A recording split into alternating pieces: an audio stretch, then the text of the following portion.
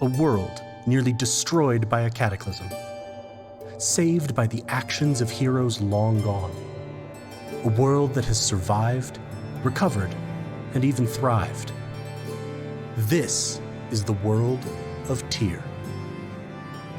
Here, the descendants of those heroes and the other survivors of the cataclysm have built great nations, the 8 pillars that support the world. Nearly 1,500 years after the cataclysm, the world is one of relative calm. However, beneath this veneer of peace, great forces move. With every shift and shudder, they threaten to disrupt the delicate balance that keeps the pillars standing.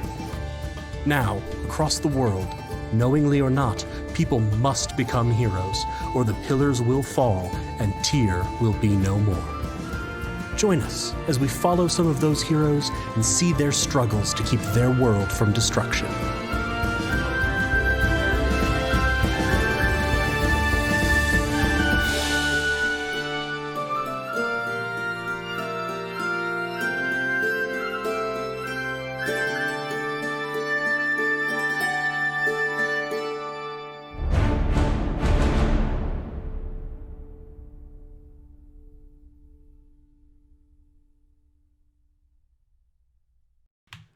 Hello, everyone.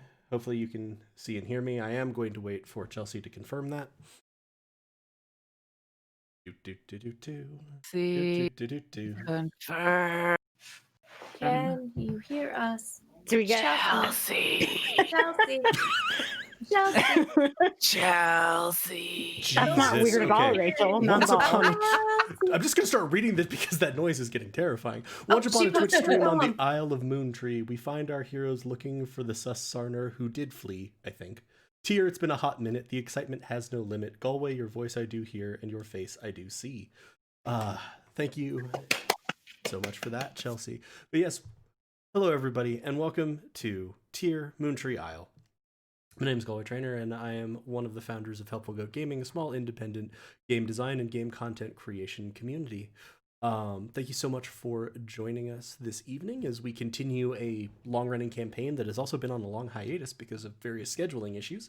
And we appreciate that. Before we get Did you start the recording? Because it just says it's at 0. Fine, I'm so on top of things. Thank you. I'm really glad that I just happened to click on that as I was Yeah, like 'cause I clicking would through not. my No, because tabs, and I was like, Because in my Huh. mind, Craig wasn't being an incompetent fucker of a bot that just refused to show up. So, I love how anyone who listens to our stuff on the regular basis, but not that regular, probably thinks that there is some guy who does tech for us called Craig that we all really hate. And that's not the case. I really hate Craig. But he's I mean, not a in person. some We all hate in a Craig. roundabout way, that is the case. But Yes. he's also a robot. Yes. and Right. a bear. Thank you very much for that reminder, Rachel. Uh-huh. Before we get started, a couple of quick announcements besides the fact that I'm clearly at the very peak of my powers as both stream host and DM. This is going to be fine.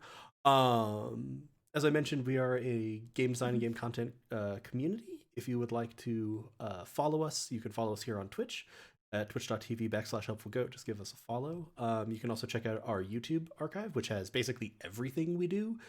Gets over to YouTube eventually. You can look for us there, Helpful Goat. You can follow us on Twitter at Helpful Goat for updates, announcements, random banter, etc. And if you'd really like to sort of take part in the community, get the most up to date, and also have some of our internal streams, you can use !Discord to get a link to join our Discord. I've said this a lot, like the last few times that I've said this, and I've realized it's because it's just increasingly true in this trash fire of a year. The Discord community has been basically how I'm getting through 2020. So it's really good. We do a lot of activities. We do game nights. We do movies. We do lots of stuff. Rachel organizes lots of things for us. We get to talk about the things that this year is doing to us and to the people that we care about. And we get to sort of be there and support each other. So I really encourage you to go check out that link. Join us. Hang out with us. A lot of fun.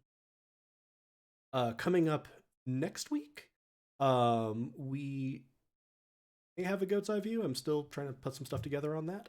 We will have the goats of Saltmarsh because I've now been reminded enough times that I am not missing the easy pun. I believe Spire is kicking in with Yes. Season Arc Chunk 2. Hey. Season arc chunk 2. I refuse to stop calling it anything other than a Season Arc Chunk, just as a note. I think we've settled a little bit on season. We've been calling it season on the Spire Discord. Okay. But season arc chunk I will is still actually Season occasionally arc refer to it as chunk. Season Arc Chunk. because it's not really a season. Yeah, it Anyway. just flows off the tongue. I'm Season arc chunk. just stoked that Spire Yeah, is no, I'm- starting. That's all. Super excited Me about too. that. You can check out, I believe all of Spire is now up on the YouTube archives. There was one video. So I that can use it in my resume when I apply to Grant Howitt's thing to be a writer for Spire. I can be like, check out my long form Spire campaign that was supposed to be 4 days. we make jokes about this a lot. It's nothing about your system though. You're great. The week of Tuesdays. The week of Tuesdays. It was a month of Tuesdays.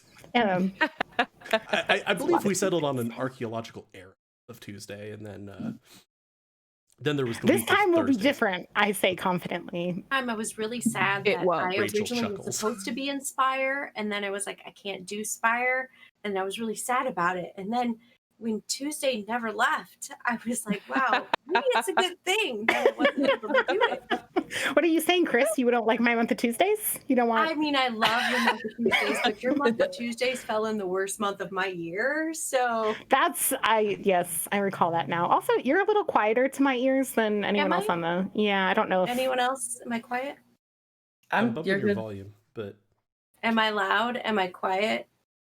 slightly. I did I'm bump also your really volume already, sad, and it's so still my quieter. voice doesn't have its like tenacity that it normally had. It's fair. Maybe it's just me. It's okay. Also, just as a note, Elise, Lena in the chat promised that it will not be Dimford and that there will be Oh a my 5-way gosh. party split in the first episode. Rachel, your namesake just jumped in my Rachel. face.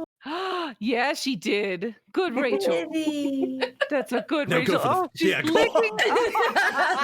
Seize the antlers of production.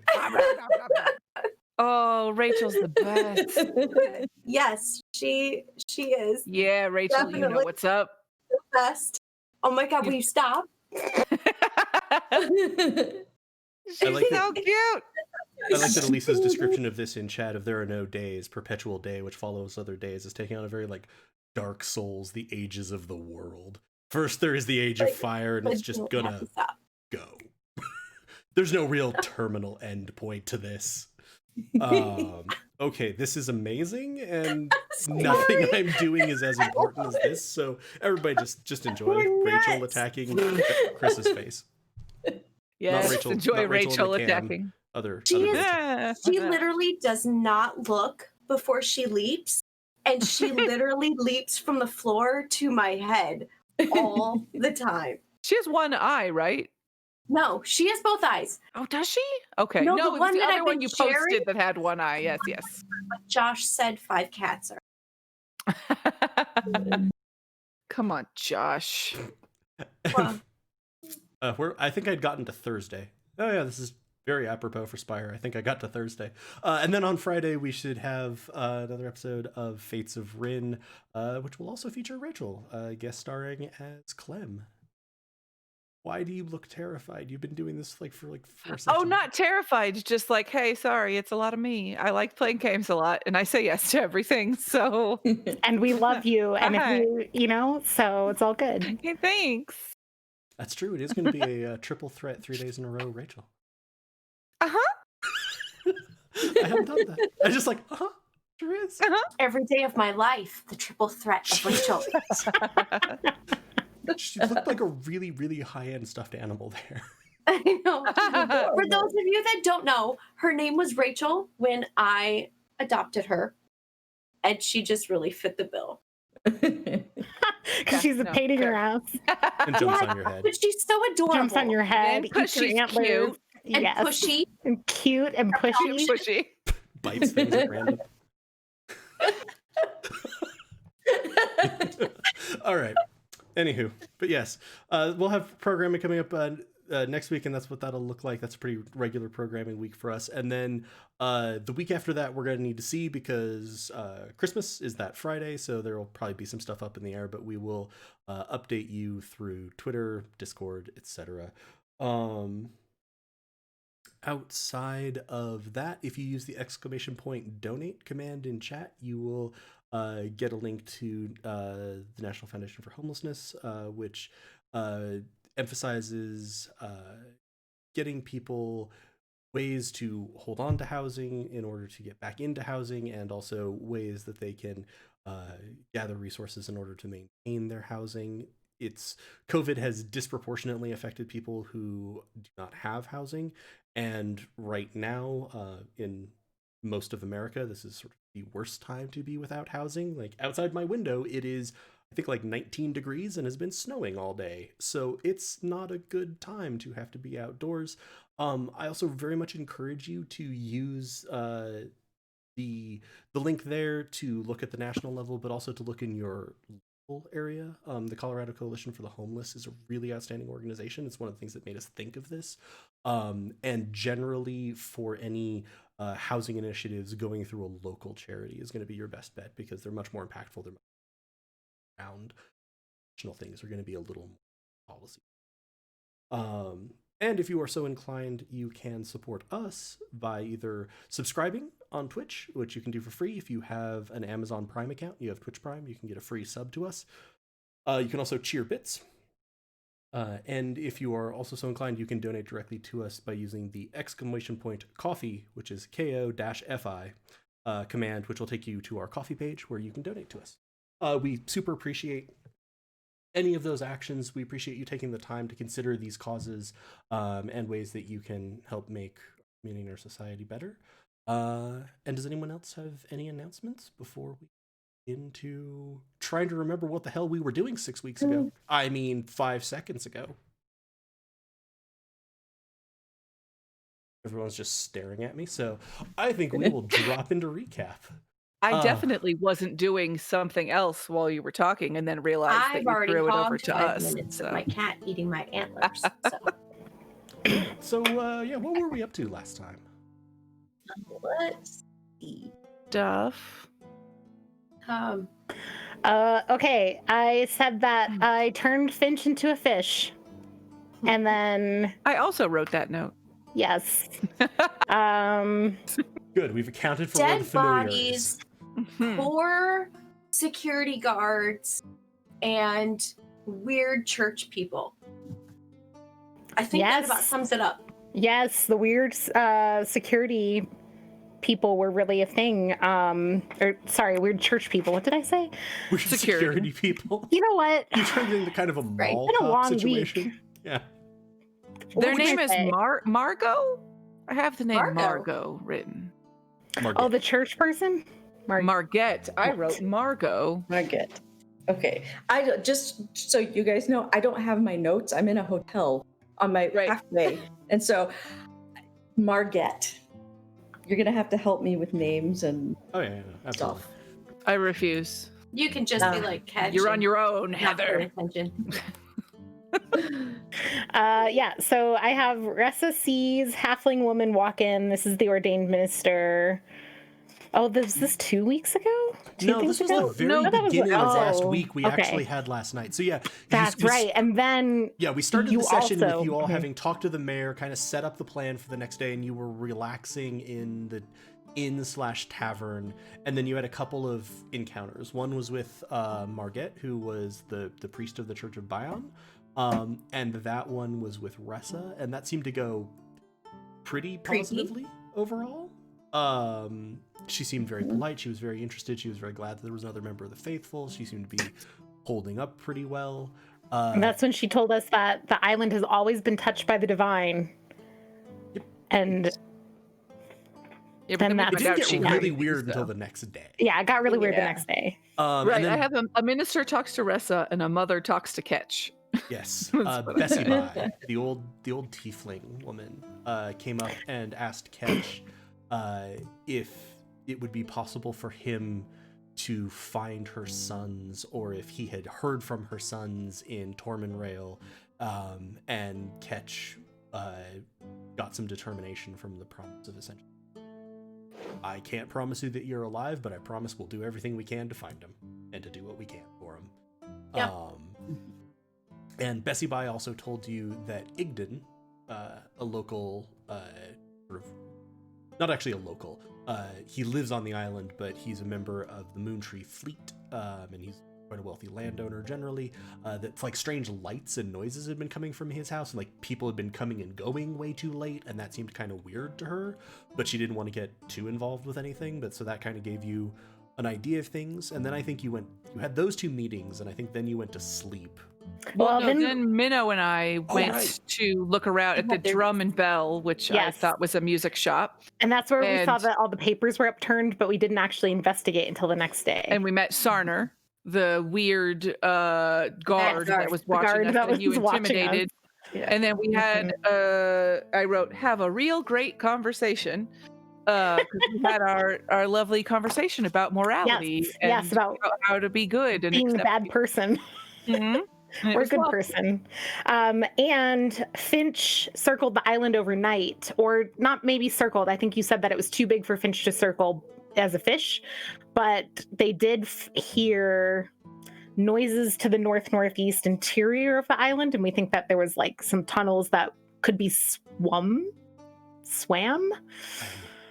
Yeah, but swum is the past participle of swim, True. So I'm just trying to figure out whether or not there was a has in there.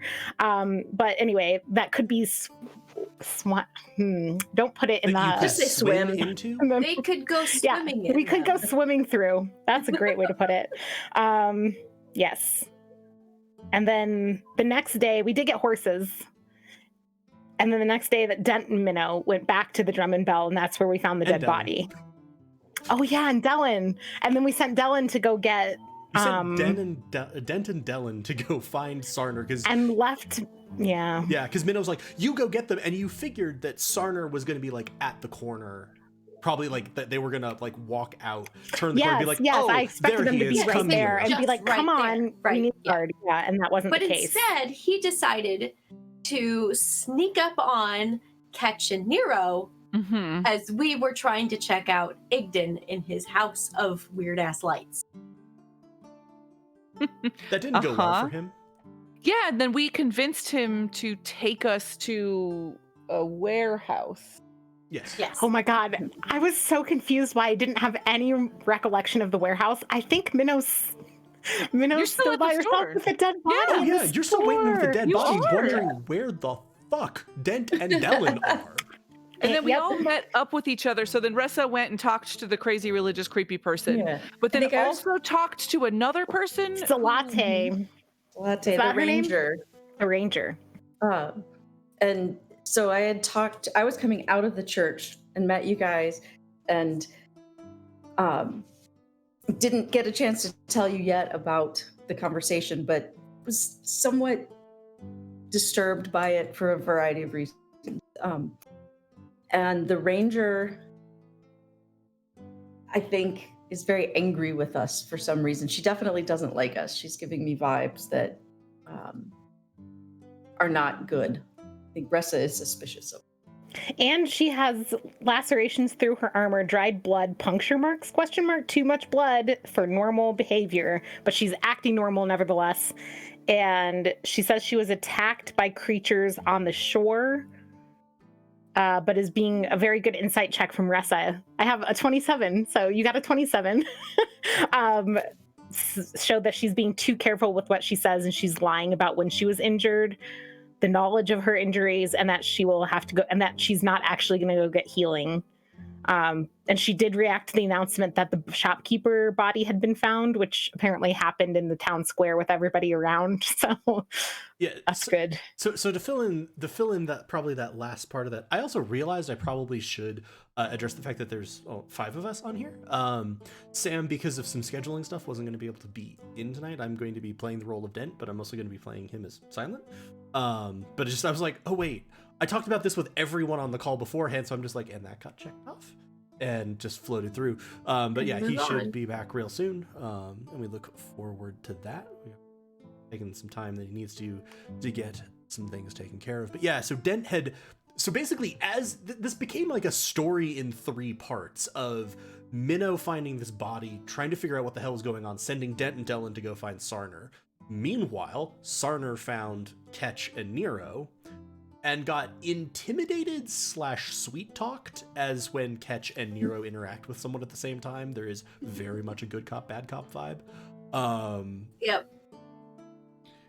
Which I also realized is kind of good cop, eerily intimidating cop, because it's Ketch like, I will drop you off of a building, and Nero's, I could also drop you off a building, but I'm not gonna do that because you seem like an okay guy, but maybe tell us what we want to know. And then he agreed to take them to the warehouse, at which point you bumped into Aressa coming out of the church, who had a disquieting conversation with Margit, who discussed things like Bion had been reborn on the island, that this was located to the northeast as well, strongly suggesting that Aressa go and sort of experience this for herself, and then they could talk more about it. And then sort of all of the parties except Minnow, who is still crouching in a dark store with a dead body, kind of met in the town square as the mayor was even coming over. I was like, oh, what's going on? People seem to be getting agitated.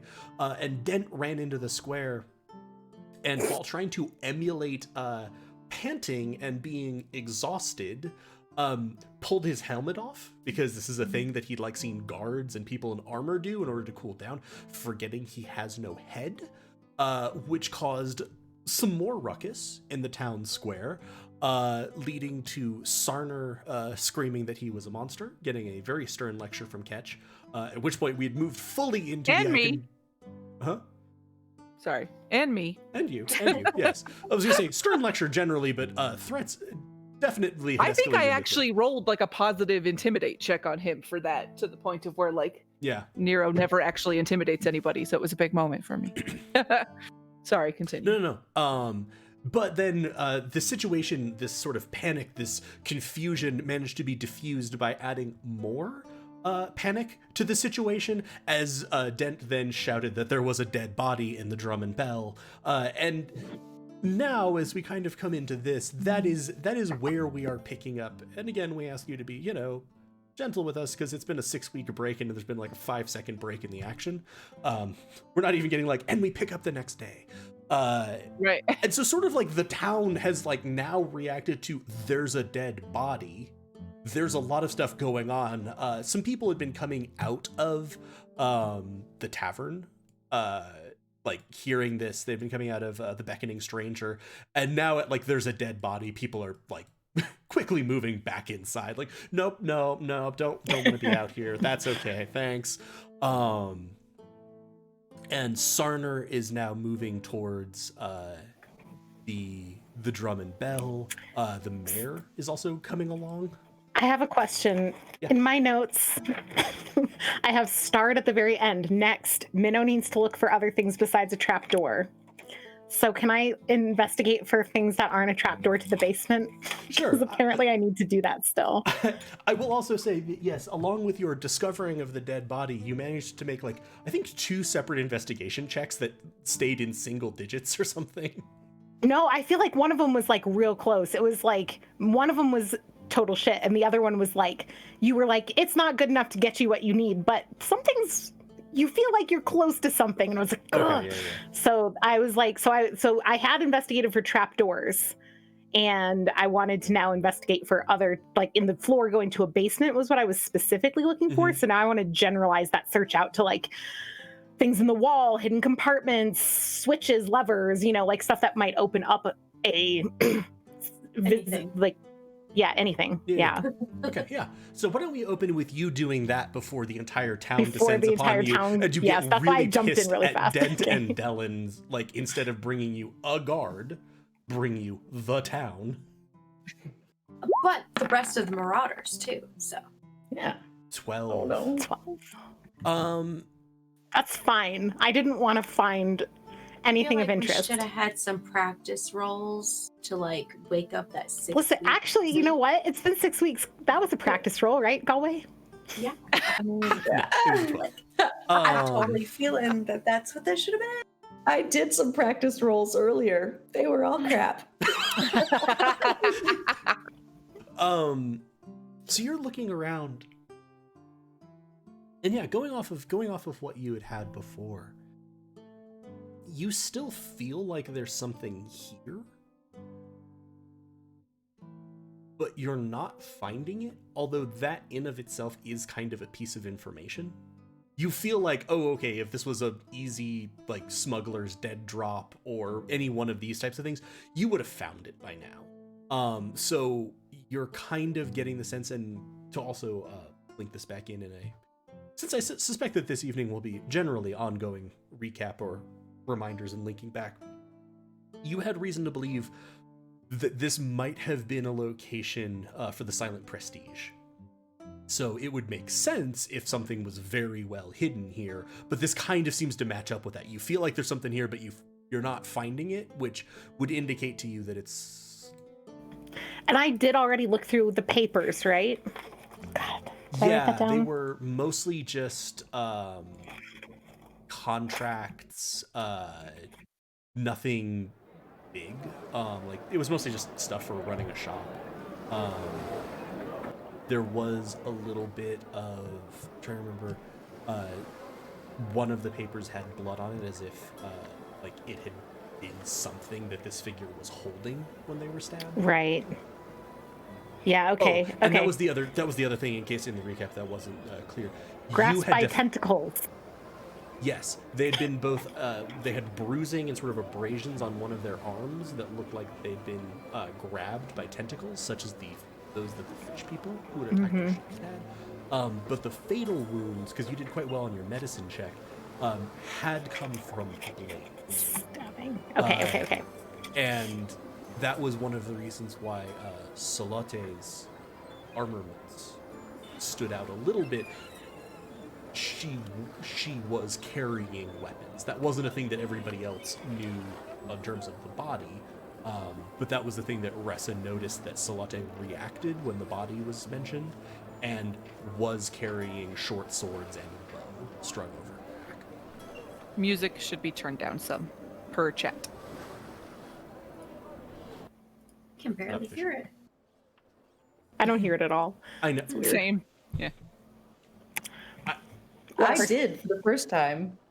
See, which is funny, because isn't it usually you who can't hear the music ever? Exactly. But I was hearing it. I'm super freaking confused, because I feel like,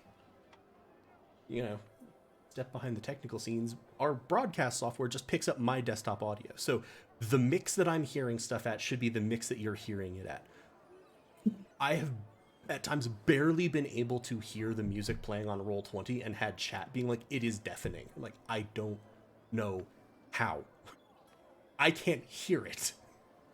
But hopefully that is better. Thank you, Rachel, for popping that over to me. I barely hear it. I have master music up and I can just hear the faintest hint. It's so weird. But yeah, with that 12, you're not coming up with anything, but again, you feel like there's something there. Salote is continuing to walk away. Anything else from you, Minnow? Like how maybe would you want to set up, as much as like you feel like Dent and Bellin should have been back by now, but maybe you're even hearing a little bit of hubbub from the direction of the town. Yeah, I think I'll like kind of wait by the entrance, so that it doesn't look like I've been doing anything sneaky. Yeah, so then you're not like in the middle of like rifing through papers. Right. Yeah. Okay. So everybody else out in the main square, Sarner is kind of panickedly running towards where he's been told there's a dead body. Like, he genuinely looks like he has no idea what he's going to do when he gets there, but he feels like he's supposed to run at this. So he's kind of making his way there. The mayor, Altus, is also making his way over. What would you all like to be doing? I feel like Ketch would have like maintained pace with Sarner. Okay. You're sort of like sprinting to catch, to close the distance and follow him. Ressa and Nero? I don't know that I'd be sprinting, but I'd be hustling a little bit. You know. At least you're definitely you're at least moving quickly. That. Okay. Yeah. I think I would try and keep pace as well. Well, you two are the ones who will have no issues whatsoever doing that. Right. We're the fast ones. I mean, technically, I'm still pissed at the whole monster comment, but the thought of action and a dead body is also motivating Catch. I feel like you're probably scolding him as you're running. Oh, I'm totally stink-eyeing him as I'm like. I'm actually just picturing Catch has like gotten in front and is jogging backwards. Like. Oh, and there might be some tail lashing going on. Ooh. Ressa and Dent, technically, because I do want to say out loud what Dent has seen so that people who are taking notes can let Sam know this. You see from a shop on the corner here, a large half-orc woman is going to kind of like stick her head out the door and then is actually going to come out and she's, is someone hurt?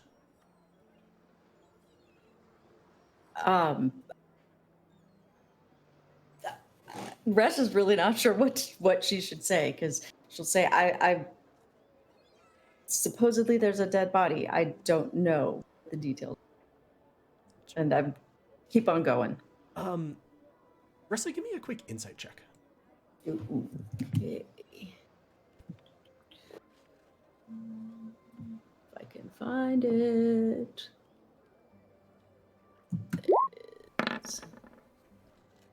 17.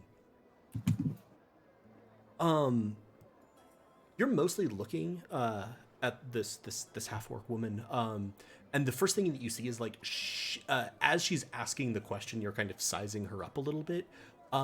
She was very concerned at the thought that there was someone hurt, and you also notice, kind of combining insight and perception, like she's grabbed what's you're pretty sure is a healer's kit, and is like turning the corner and is running out. You also notice out of the corner of your eye that when she comes out, the mayor starts. Like he sort of like. Okay. You're not really able to read anything into that because it's again kind of just in peripheral vision because you were looking at her, but you notice his posture suddenly changed. Okay. Interesting.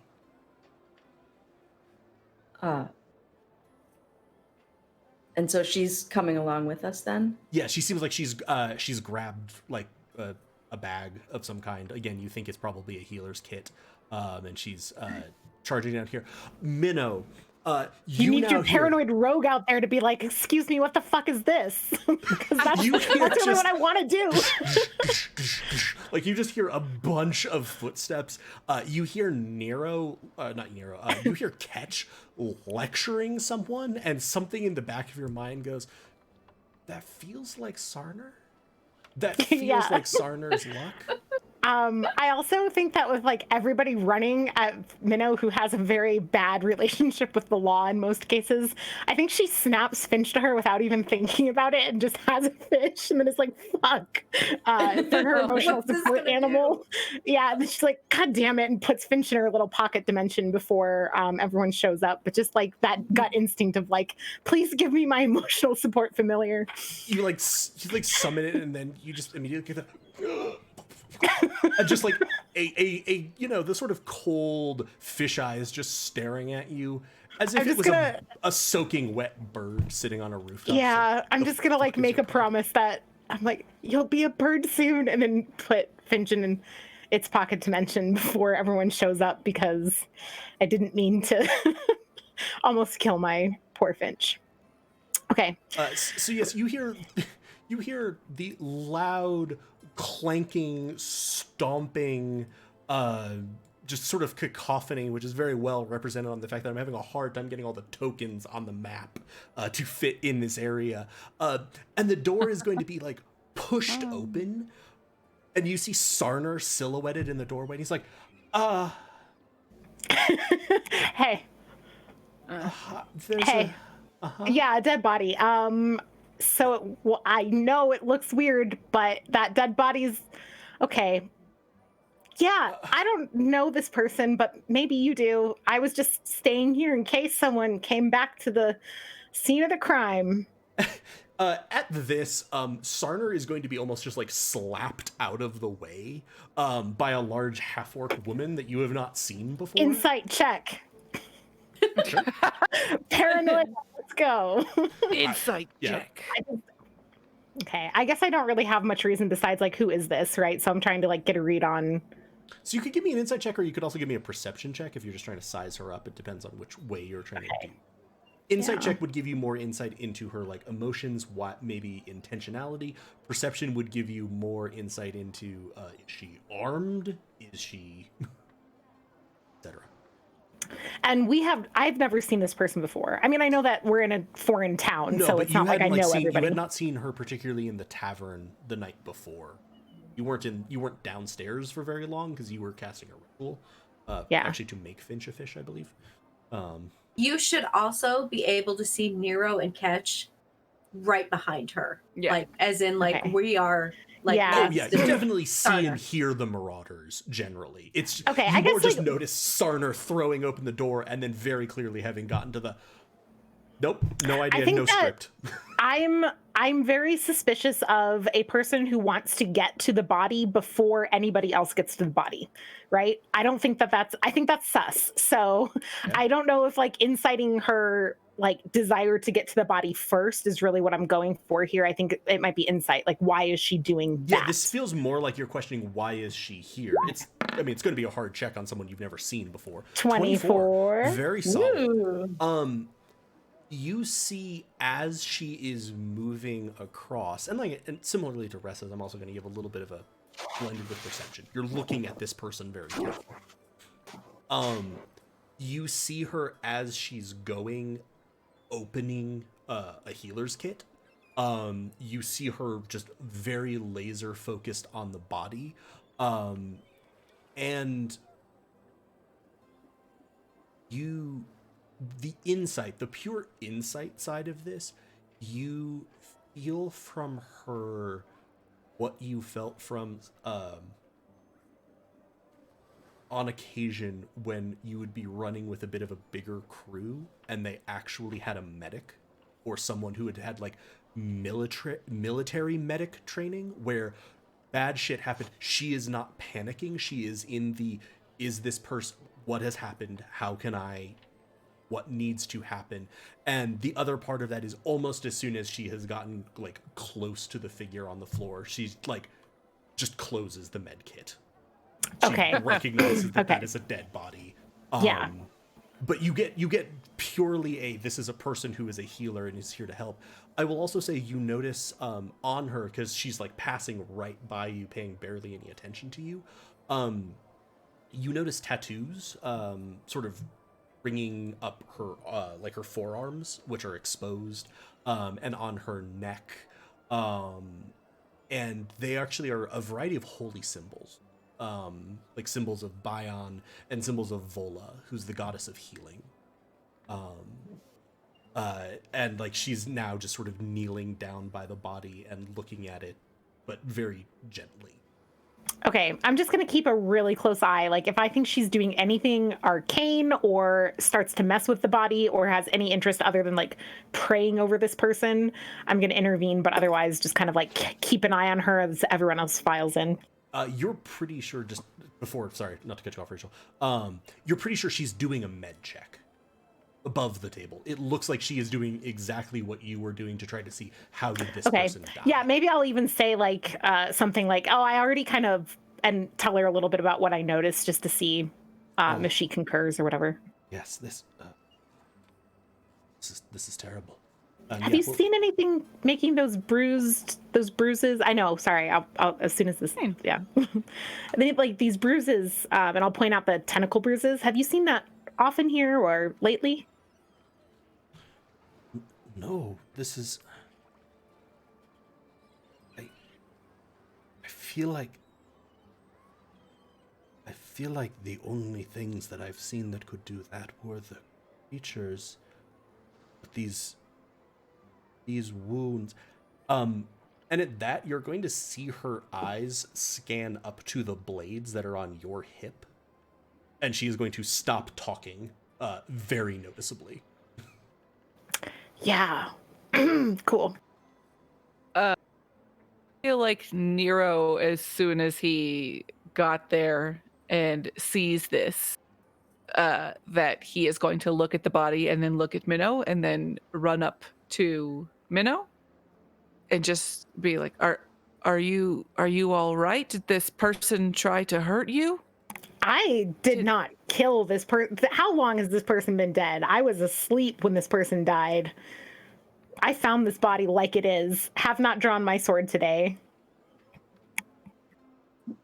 So I'm fine, except for the part where I'm a little bit shook by the fact that there's a dead body, and also now everybody thinks I'm a killer.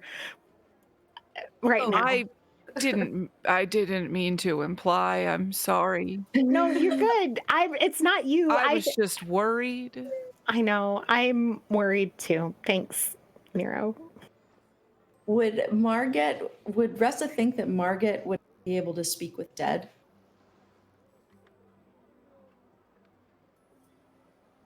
Hard to say. That is not that wouldn't be like a core spell that you would expect a member of the congregation of Bion to know. And it would also seem like, given the sort of straits that the town is in, you might expect things more in the lines of like calm emotions, healing spells, restoration spells, stuff that's just more tending to baseline needs. So it's a little... She might be capable of it. She seemed like a capable cleric, but it's hard to say whether she'd have it. Okay. She also gives you the screaming heat. So... Being in the doorway, and Nero had kind of walked in, but I'm still with Sarner, am I able to kind of like read the room and tell that the medic is kind of now like looking like suspectively towards Minnow? Give me a quick insight check. Okay.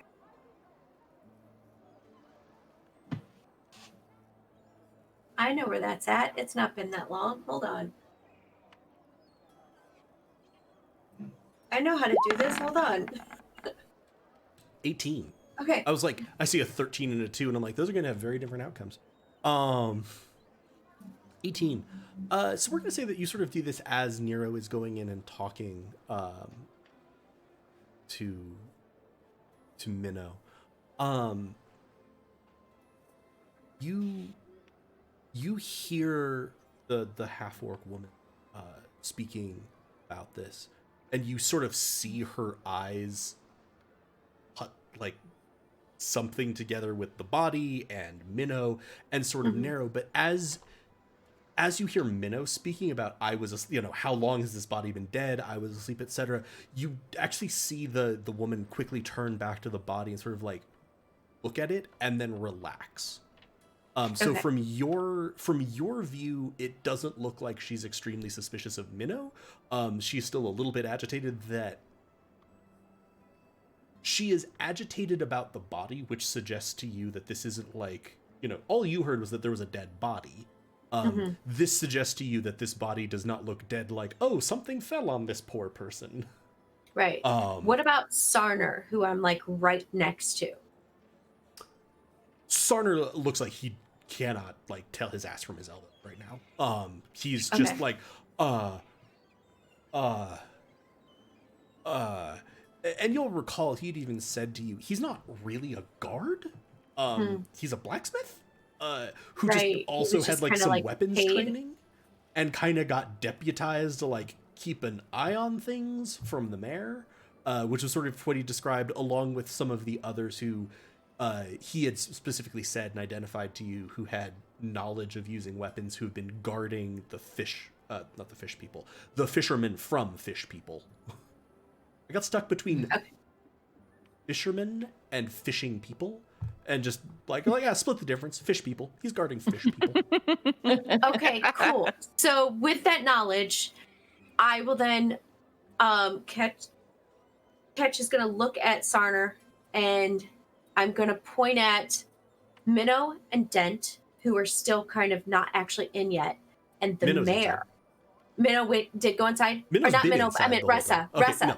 Ressa Okay, yeah. and Dent, who had not walked in yet, and then the mayor, and then Ketch will say, just us. As in Ressa, Dent, and the mayor. You hold everybody else out. Of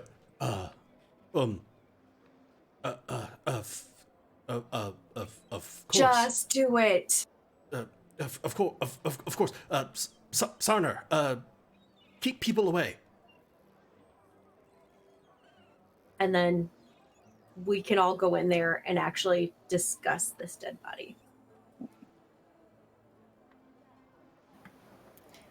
Meet in the cafeteria. Yeah. Who did we see going through the vents? When Dylan will kind of stay at the doorway. He can probably hear what you're talking about, but he seems to have picked up what you were saying, Catch, and he's like, okay, I'll be an extra layer here because these people don't seem especially competent. Right. Well, I didn't mention Dylan because I know he's like not that great around dead bodies. He's kind of just barring the door. He's facing out, but you're pretty sure he's listening. And as you all file in, the woman is gonna sort of straighten up. Look at you, like, my name is Liba. Did you, speaking to you, Minnow, find this body? Yeah, we actually came by last night and saw that there were some papers overturned through the window, but all the lights were off and it was past hours, so I was with Nero, and Sarner saw us, and we just kept going, and I came back this morning to see what was going on, and that's when, found the body, reported it. This is seriously very, very similar to a game of Among Us. So that accounts for my whereabouts. But do you know who this person is? Who's this person? This is Raffin. He's the owner of this store. Raffin? Yes, Raffin.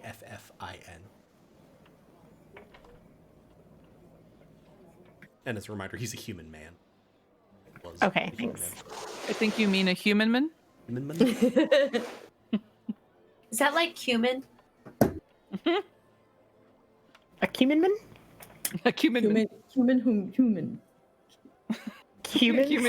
Human? Human man. Wait, a Cuban human? No. A human man. A Cuban. 3 times. We're gonna say that 3 times. Human man. Cuban. Fuck. Sorry, go away. Oh God. No, I was just gonna go check in on chat while see how they were doing while that was happening. Because No, it was don't go magical there. and I didn't want to stop it. But honestly, I also wanted to see how chat was reacting to it. They are discussing Among Us. Apparently, yeah. Dylan has been a trooper. Is doing his best. May not always be very good, but god damn it, he's trying. And she's gonna sort of nod. Did you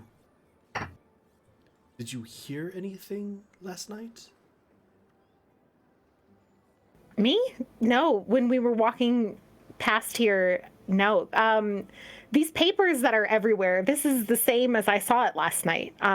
Isn't that the case? Because I looked through the window and I saw papers upturned and everything, but there was no commotion. There was no movement inside. It looked like it was empty from my perspective. Yeah. So based on what I saw last night and what I saw when I walked in today, I don't think anyone's been here in the intervening hours. Or if they've been there, they haven't messed with everything. No, it very much seemed like you had seen basically the first edge of a paper sprawl, and then when you came in, you found a body behind the counter on more of that paper sprawl. Yeah, so that's I'll say when we stopped by last night, I just looked through the window, and when I looked through the window, I saw this paper mess, and I thought that was weird, but I didn't, want to break in, so I left.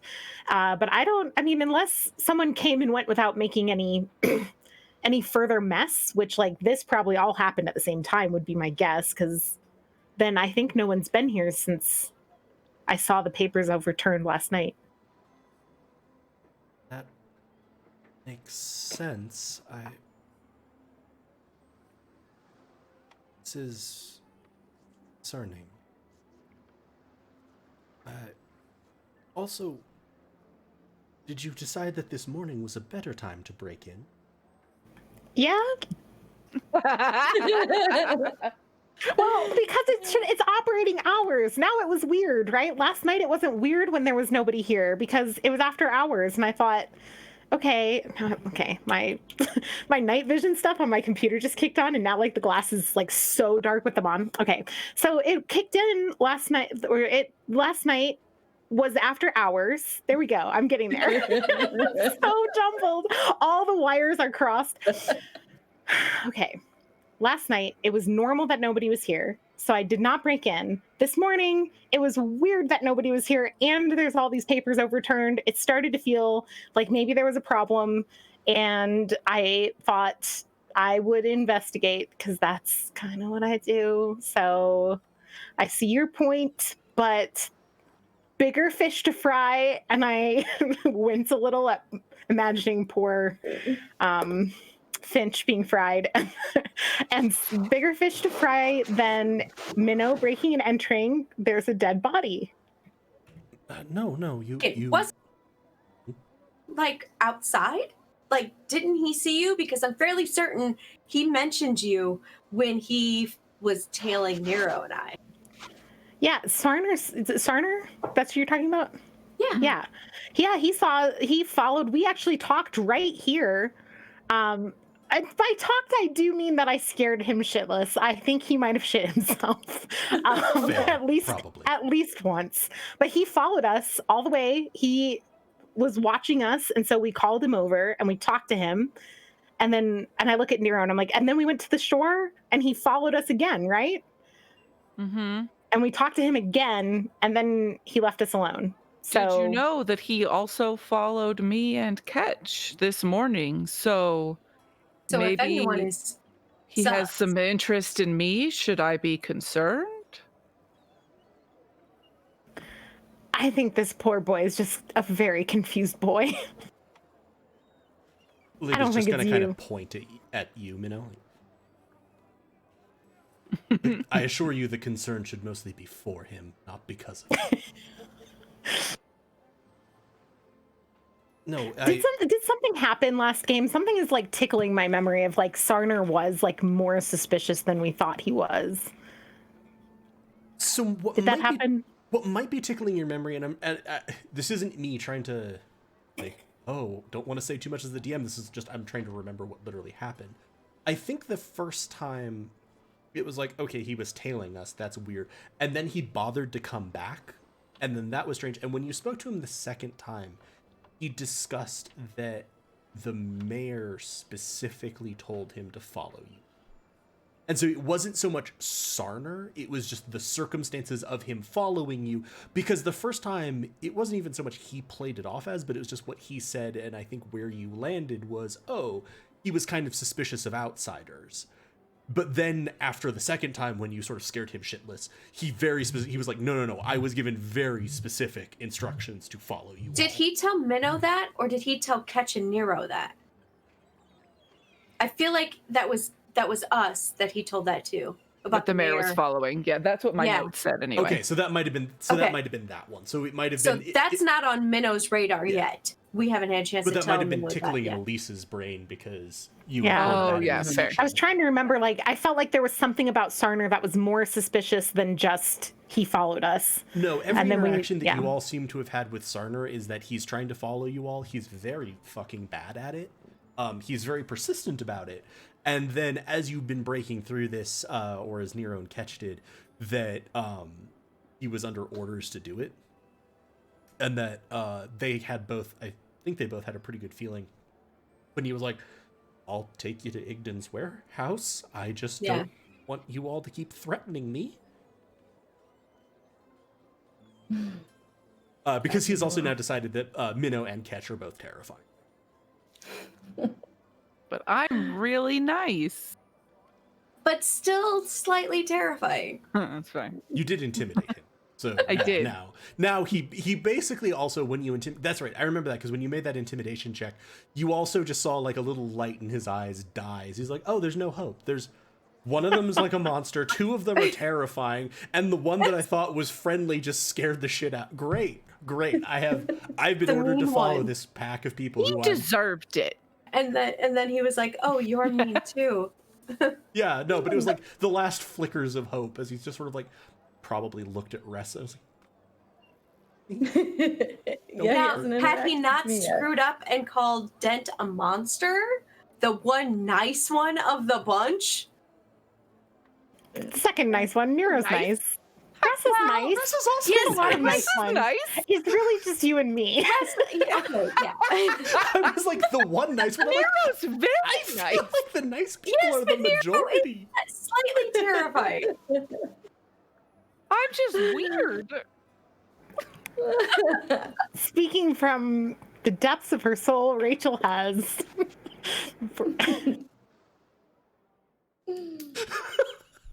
Big-eyed blinks. All right, so Liba's just sort of look around.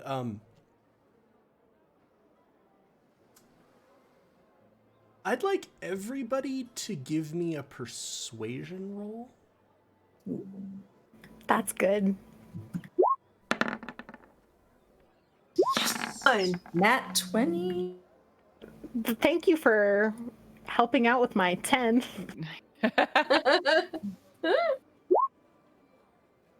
To a 21, a 15. Okay, Jesus. 22, a 21, a 10, a 15, and an 8. The DM was Den. And Dent I was going to is say, just I a also fun. have dense character sheets, so I could also help roll too. Okay. So she's sort of looking at you all, and she's going to sort of stand up, and she's picking up her sort of her medical kit, and she's going to say very quietly towards Dent and Ressa, like in the direction of that, like, you should come talk to me, child. And Minnow, you would notice that she was speaking at the two who were then put her back between her speaking and the outside. So she basically maximally muffled the sound of speaking. She's like, and as she sort of goes out, she's gonna look to Sarner in the mirror, like, yes, he is certainly dead. We should prepare. You know, we should contact Margette for the burial. And you're gonna sort of hear, oh, but what happened? No, but we should contact Margette. And she seems like she is just making her way very quickly, not answering the mayor's questions. Ressa's gonna go over. I would like to take just a quick look at the body Absolutely. and see. I'm assuming that the tentacle marks are fairly visible, that I might not have to roll to see those. You don't have to roll to notice those. There's livid bruising. Yeah. And you, I think, also were one of the ones who was very close to someone getting grabbed by the tentacles. Like, it's a fairly unmistakable injury pattern. Yeah. If you've seen it ever before. And that was what was on Solate as well. She had some of the tentacle marks. Or no? That's my bad. She's more like welts. She had like welting and bruising and discoloring of the flesh, but she had like Punctures. Okay, so not necessarily tentacle marks. Like her armor was shredded like her leather armor was shredded across parts of her rib cage, and she had sort of deep, it was either very deep slashes, because you only sort of got a quick glimpse of it, or puncture marks in her side. Okay. And mostly, yeah, like as we described in the recap, most of what you got from that was like, the wounds did not look significantly tended enough. Like, if she's still just wearing blood-caked clothing and armor,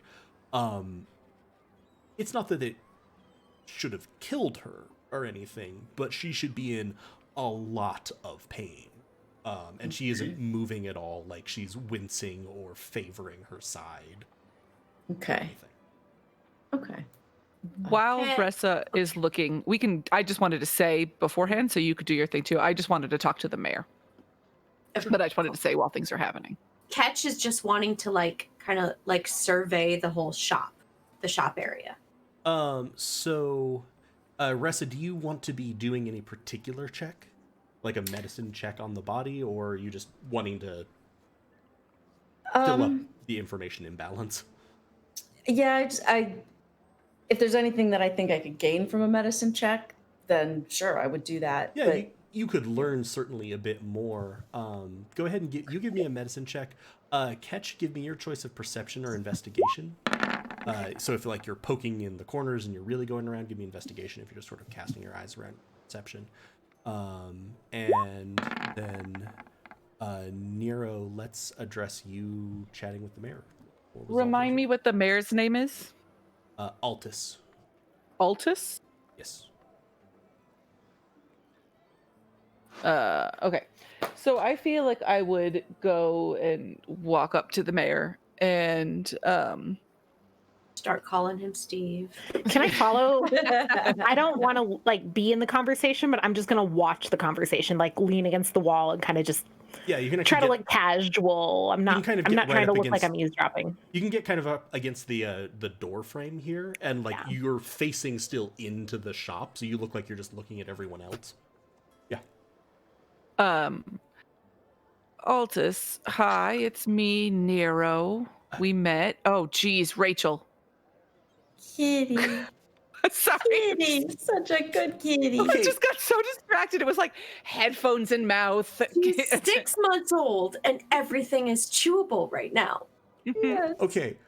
So I also have to say though, from a context of like playing Fortnite and just generally hanging out with you, it's so normal for you to like refer to yourself in the third person when something comes up. I know. And I wasn't looking at the video feeds. I was looking over at my notes. So I'm like, writing notes. what the hell? What you're right. I do write myself in the third I person all the time. So it's just totally normal for me to be like, Rachel, what are you doing? So especially in that context and tone. Oh God, what are you doing, Rachel? I'm like, none of that sounded weird, and I could hear you, so you didn't like forget to push. Sorry, Chris. And Chris has now had her throat clawed. It was me. Okay. I did this. Well, and she's giggling.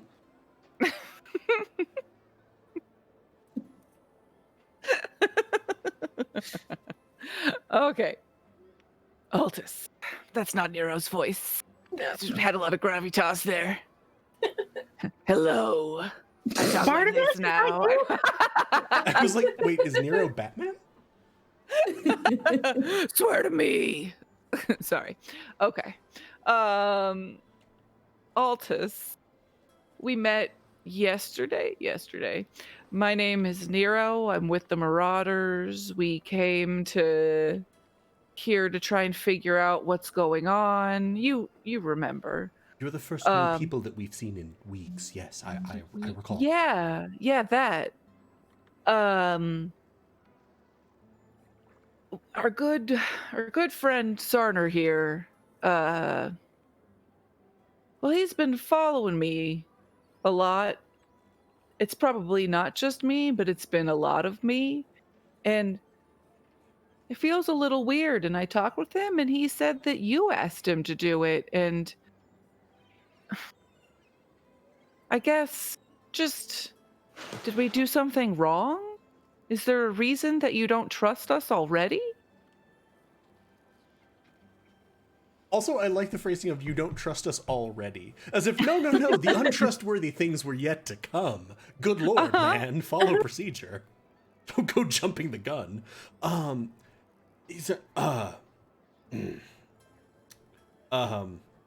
distinct look of annoyance with Sarner crosses his face. Whoops.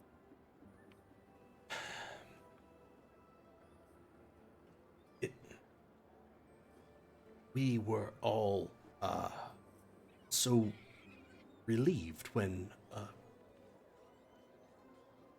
when a vessel had made its way through, but we assumed that one of the ships that we had sent or something else had gotten people to send us help, but you all said that it wasn't, and after we had first spoken, I will admit I was concerned as to whether it wasn't a coincidence that you had made your way here, or it felt best to be cautious.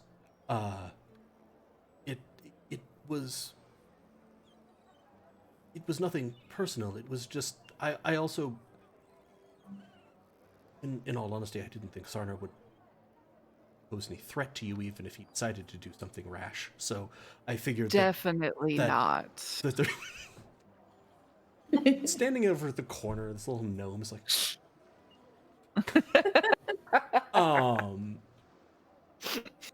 Dylan pats him on the shoulder. Yeah. Can I do an insight check? Sure. Like I'm gonna listen to it, but you know.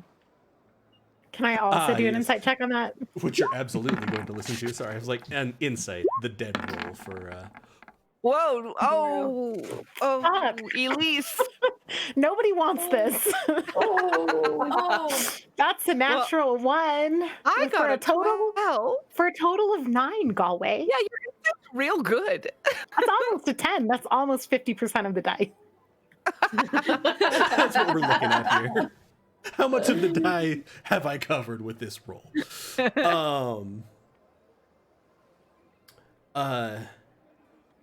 Nero, you are having a little bit of a hard time reading him. He's stumbling over himself a little bit. You are also getting that he is like really annoyed at Sarner. And he seems really combining phrases together that almost sort of wrong. He's very put out that he's like been caught out by this. That Sarner said, "Oh yeah, the mayor told me to do this." But you're not quite sure if that just like he's embarrassed and annoyed because Sarner is Sarner, or is this something else, or etc. But you're not able to get a deep read on him. I'm gonna give you some sage advice that I've gathered over my travels. And that is, your life is so much less complicated if you just trust people. If you just trust people, then generally things will go your way. And if they turn out to be bad, then you just set them on fire. And then they've learned. And it's okay, and you're still fine. I just also wanted to give you just another heads up. I mean, I'm feeling...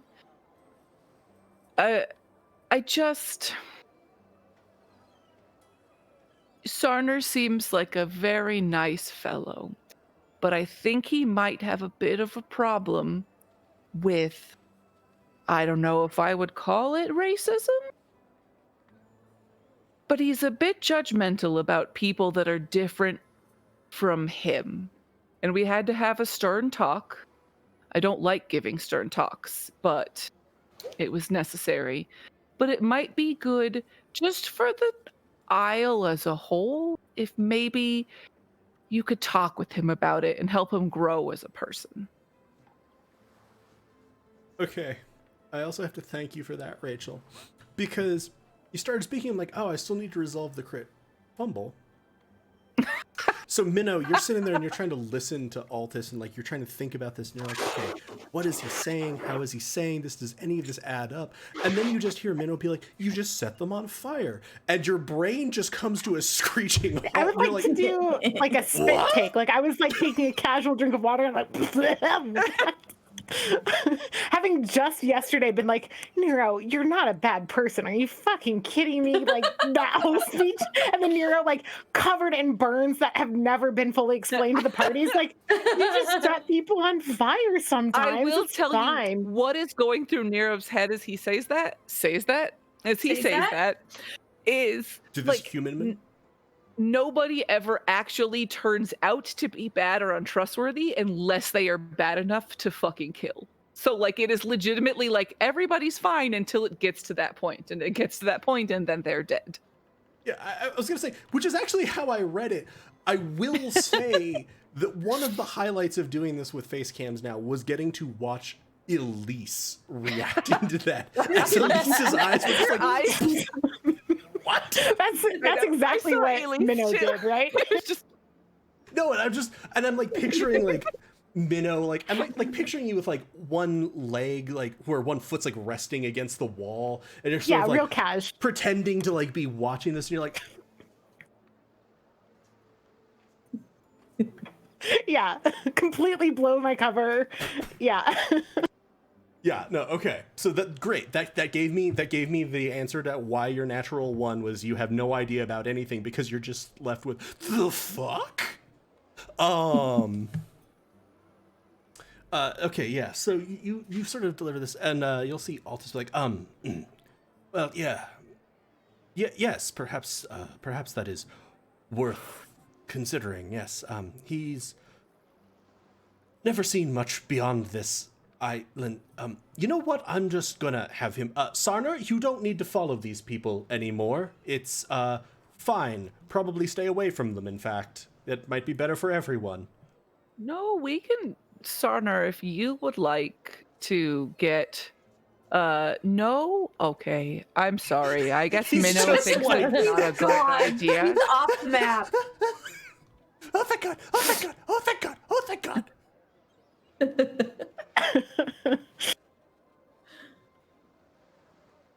So is the mayor going to start trusting everybody and really change as a person now? He's gonna be like, I will consider what you've said, but I should go speak to Margette as Liba did because we'll need to arrange for a burial. Thank you for alerting us to this. Okay, Rachel just had a thought, not Nero, but you mentioned burial and they live on a small island. So do they have Burials like at a sea? cemetery that's like getting over capacity, or is it burial at sea? Oh, Okay. What, Chris? said Viking funeral. Oh, there you go. Hey, I've got the fire. You just bring the boat. Generally, as a fishing community, they favor burials at sea. Okay. Viking My funeral. brain just went like, where do the bodies go? It's fine. Some members of, if they were of very particular faiths that wouldn't like that, there is a small cemetery on the island, but Okay. it's relatively rare. The Church of Bion doesn't have any like massive prescriptions around funerary rites or anything. It's a fairly broad-based church, so. And remember, like, one of the big things with the Church of Bion is like balance, harmony, etc. So it's like the most practical method of, offering funerary rites given your current situation falls in line with the Church of Bion tenets. But there would be rites and rituals to prepare. So he's gonna start making his way out, unless anyone is stopping him. No. I look around and I'm like, did they just leave us here with this body? They just left, huh? It's just us, just the strangers. They just left all the strangers that they think maybe killed this person in this room with this bot. Okay. That's fine. We need to search this place. I have searched, please catch. If you can figure it out, I have tried so hard. And I'll point everything out that I've already, I looked behind that, I moved that thing, I moved it back, there's no trap door, there's no this.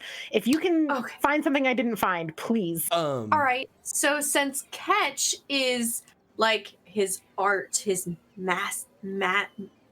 there's a word that I can't seem to pronounce at this moment, but let's just say his craft is books and papers and such. Mm-hmm. I will search that sort of thing to see if there's like anything that looks odd or Sure. like Give me an investigation check yeah. with advantage from the help and the having pointed things out, etc. Perfect.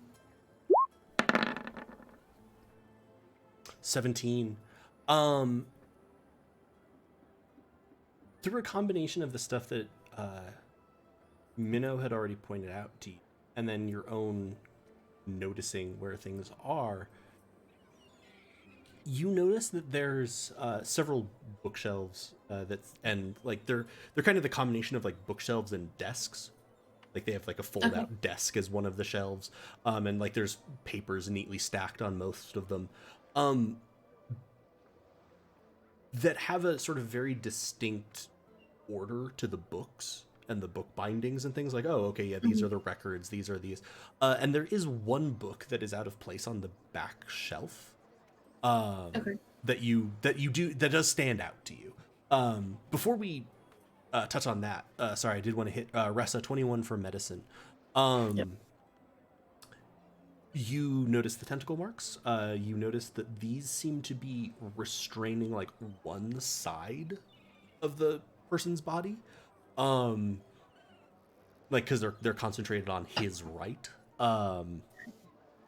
And you, sort of looking at the body, quickly notice that the wounds that killed him, the bleeding wounds at least, did come from a couple of stabs that to you very much look like they came from short swords. Okay. They're longer and wider than a dagger would be, but they're not a slashing, like it's not like a slashing blade, it's a stab, which does put you in mind of Salate, because you both noticed her start, and now that you've seen, oh, this person was killed. Oh, this person was killed with blades very similar to the ones she's carrying. Okay. Excellent. Yeah, but so with that, you can make of that what you will, and Ketch, you have noticed a book that feels strangely out of place. I will grab that book. You grab the book, and it comes out. It's a small journal of some kind. Okay. It again feels very weird where it was, but... Is there, like, kind of like, you know how you would, like, stash something on a bookcase, like, behind a book? Is there anything in the slot where the book was? Yeah, and so we'll carry the investigation forward. As you sort of reach up, because it's a little bit of a higher one, you can feel there is a switch, sort of up and back where the book was. I flipped the switch. There is... Minnow is standing behind you going like, oh! There isn't even, like, a hesitation. I feel and flip. That's what Ketch does. There's like a click. There's a sort of a low... Check for Fighter! I don't check for traps. There's a very soft rumble, and a section of floor in the back corner, which is almost in the opposite corner from this bookcase and away from the counter, will sink down just a little bit and sort of slowly grind back, so that there is now a hole in the floor. Okay, I will turn and look at Ressa and just be like, Nice. I did that. I'm happy that you found it, but I'm like really sore that I didn't. So I'm like, And I think Ketch picks up on that, and that's why he's like, I did that. that's great. Are we both the oldest siblings in this game? Because I feel like just like, I'm so proud of you, Ketch. That's really great. I'm really happy. I bet your parents are proud. As you're like biting the inside of your cheek. Yeah, I like stomp over to the stairwell. Meanwhile, Noah's like, oh, it must be nice to have parents. Oh.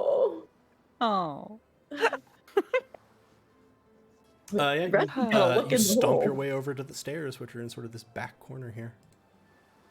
Ketch will follow. Ditto. After he is saying, as he's following, he's looking at Nero and Dent and Resta and going, I did that. Thumbs up. Oh, and Should we? It was me. Okay, last time we went into a weird secret compartment in a basement, we did lose about a week of time and got 2 really cool swords, one of which we still haven't attuned anybody to. the temptation to just be like, I'll take it. I'll just give me the cursed swords. Let's go. I But- feel like I wouldn't use it. So. Yeah. Yeah, I think Ketch was like kind of weirded out at the fact that he had to attune to something because obviously I'm just a fighter. Magic isn't my thing. So it's like And the it's a last time weird- you attuned to something, a ring. cats became attached to you. Yes, they did. Art meets life.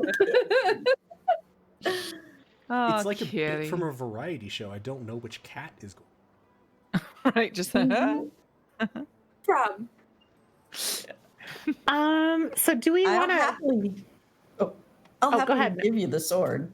I've been. No, hanging. I don't need 2 cursed swords. I'm quite happy with my one. Did you guys see me use it on the boat? That was cool, right? yeah. Yeah. Very cool. I'm Okay. sure we were all terrified because of No, it. I think that all of you thought I looked really dumb because you couldn't see the Because if you have not been selected to be affected by Yeah. the ability, you cannot see the spectral you can't see the shadows. special effects. So to Catch, Minnow looked like one of his younger siblings, like just acting out this part Yes. of their like Yes. story. That's exactly what it looked like. Next time, I'll make sure to include you in the effect, okay? Thanks. But I can teleport to you if you're scared of me. Because that's not weird. Not at all. Okay. hey, Dallin? Yes. Hey. Do you want to come into this basement with us like last time in case we lose a week? So that you're with us the whole time, or do you want to be outside of it and tell us what happens in the week that we're gone? If think that If- all for a week. basements are just time traveling? Hey, I it's possible. I might suggest that I remain outside, and then if I notice something strange happening with magical energies, perhaps I can get you out before we lose a week and the people in this village decide that I murdered you all or something, and I don't know, tear me limb from limb. This place seems scary. I would love to leave Finch with you, but they would die. So They're yeah, Catch. it just wouldn't work. Okay. I mean, we haven't noticed any other magical effects, so theoretically, this basement isn't going to be like the last basement because that was like in the middle of that place where yeah, magic was. There were definitely Your magical shimmery effects magic. occurring. None of us at the church, we all filed down the stairs. None of us like remained up top and waited, did we? That's right. Okay. Patch will notice Minnow's cautiousness, and I will offer to lag behind. When you do that, actually, Dent will just kind of wave you forward, and he'll sort of take up a guard post at the top of the stairs. You sure you got this, big guy? Sort of nods sadly. And I'll just kind of clap him on the shoulder. Get my mage hand legerdemain ready, and just as we're going down the stairs, look for traps. I'll try and go first and just be real careful and look for traps as we go. Yeah, because the fighter doesn't look. It's about a 5 foot wide staircase. You'd need to be going down single file. You might as well just rush in, like Catch would have done. It's a 7. I trip. It's going down, and then it goes down and sort of out, and then, or rather back. It's going back in towards the. I take 1 bludgeoning damage as I fall down the stairs. I like how you're just rolling with no. This is what has happened. I'm not taking that damage. I'm not taking that damage. So it sort of loops, cuts back in towards the shop, and then you can see about 10 feet in front of you, it switches back to go the other way, so that it would get about a story down. And as you go with a 7 investigation, you're pretty sure it's not trapped. You're just proceeding down the stairs. Would Ressa notice that she's having difficulty? No, I don't think so. I think I'm doing great. I'm like, no traps, no traps, no traps. Minnow has this like determination after Ketch found the switch that she was not able to find. She is just determined that there's nothing wrong. Did you describe it already, or is it just that we've just walked down the stairs? You're in the process. I described the stairwell. Yeah. That was it. Thank you. Okay. And I I haven't don't described the kn- fields. I don't know if they would know this, but I had cast Find Traps previously when we were at the church.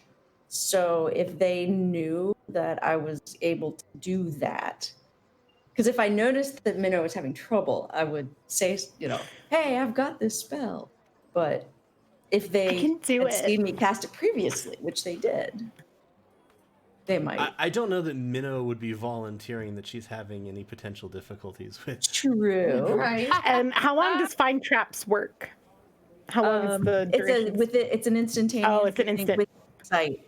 So the traps would have to be within line of sight. Well, look, if we like trigger a trap that Minnow really should have found, and she gets like shot by an arrow trap or something, then cast it in the basement for us, because you'll know that she's not doing a good job. Okay. So what's your order as you're going down? Is it Minnow in front and then Etch right behind? Then Ressa and Nero, or? Sure. I can bring up the rear. No, I think Ketch Or would have did been you- more at the rear okay. because he had offered to kind of like stand He and guard. Dent were figuring Yeah. out who Sure, was going sure. to stand Yeah, up. yeah, Okay. yeah. So it'll be. So then I can be up towards the front with what's her fuck, Minnow. What's her fuck? Yeah. I'm sorry. That's my Um, new name. If everyone does not call me what's her fuck, then I'm upset. Minnow, as you get about halfway down the staircase, you step on the about the sixth stair down, and you hear a click. Fan-fucking-tastic. Check for traps. Minnow and God damn Nero, it. I need you to make a Constitution saving throw. I'm real good at that. Are you? No. No. My con saving throw is -1. Galway? It was a 10. It's better than a 2. Yeah, Did wow. you just What's the fuck seriously is roll not it? doing very well. Yes, okay, Chris, thank you. Minnow's very bad, no good day. From either She needs a side little of bit you, back. Wrong. Minnow, you can see on the wall, like in the area immediately like a little bit in front of you and extending a little bit in front of you and a little bit behind you, which is why it's also affecting Nero, but not the people further back. You see a little, on either side, a little bit of a glow from the wall, and an absolutely deafening noise erupts in both of your eardrums, and you're going to take 7 thunder damage. You are also disoriented, not that that's an actual status, but like you are dazed as if a firework just went off next to your ear. Ressa and Ketch, who have been going down, you see the walls glow slightly on either side of them, and then they wobble, and you cannot perceive anything else as having happened. Can we see what happened to Nero and Minnow? You see the Ressa glow might on be Probably able just to. going, I'm like, you see the glow on for the wall, sure. and you see them like, Okay. but you don't know what caused that. Outside of you might suspect the glow had something to do with it. Minnow, I will say you are quite sure that the stair you are still on has a pressure plate on it. Okay. As like the pain starts to fade, it'd be like, found a trap. Here's one. Ketch will lean What? into Ressa and be like, "Can you check for more of that?" Yeah. So, yeah, I'll go ahead and cast Find Traps. Although I will ask before I say that, how's our line of sight? Because it does have to be line of sight. So if we're almost at the bottom. You would say, based on the fact, okay, assuming there's not any others on this first juncture of stairway, it would make more sense to like get to the landing and look down the next stairs before you do. Because there's only like 3 more stairs after where Minnow was standing, and you're at a landing, and it switches back, and you cannot see around the switchback, obviously. That's what I would want to do then. I will stay on the stair with the pressure plate and like stand up against the wall, like really close, so that it doesn't go up and down again, and let everyone pass me, since I know I'm useless now. And maybe mark it with like, if I have like charcoal or chalk or something. I don't know if that's something we would carry in our explorer packs or something like that. Probably. But I'm fine with you having like a piece of chalk. yeah, I'll just like mark a piece, like with a piece of chalk next to this stair, so that on our way back up, in case the trap does reset, that we know to skip it. Very good. So yeah, the rest of you can file past, no problem. I would still stick near Minnow as well. So you sort of move to the other side. You pivot down. Ressa, what you can see is there's another sort of equal length staircase, and then you can see it opening into a room down below that. You can't see all of the room, but you can see, probably half of it pretty easily. Okay. And then, so I'll cast Find Traps on that. I have to double check how they're defining trap. The sudden they would consider harmful or undesirable.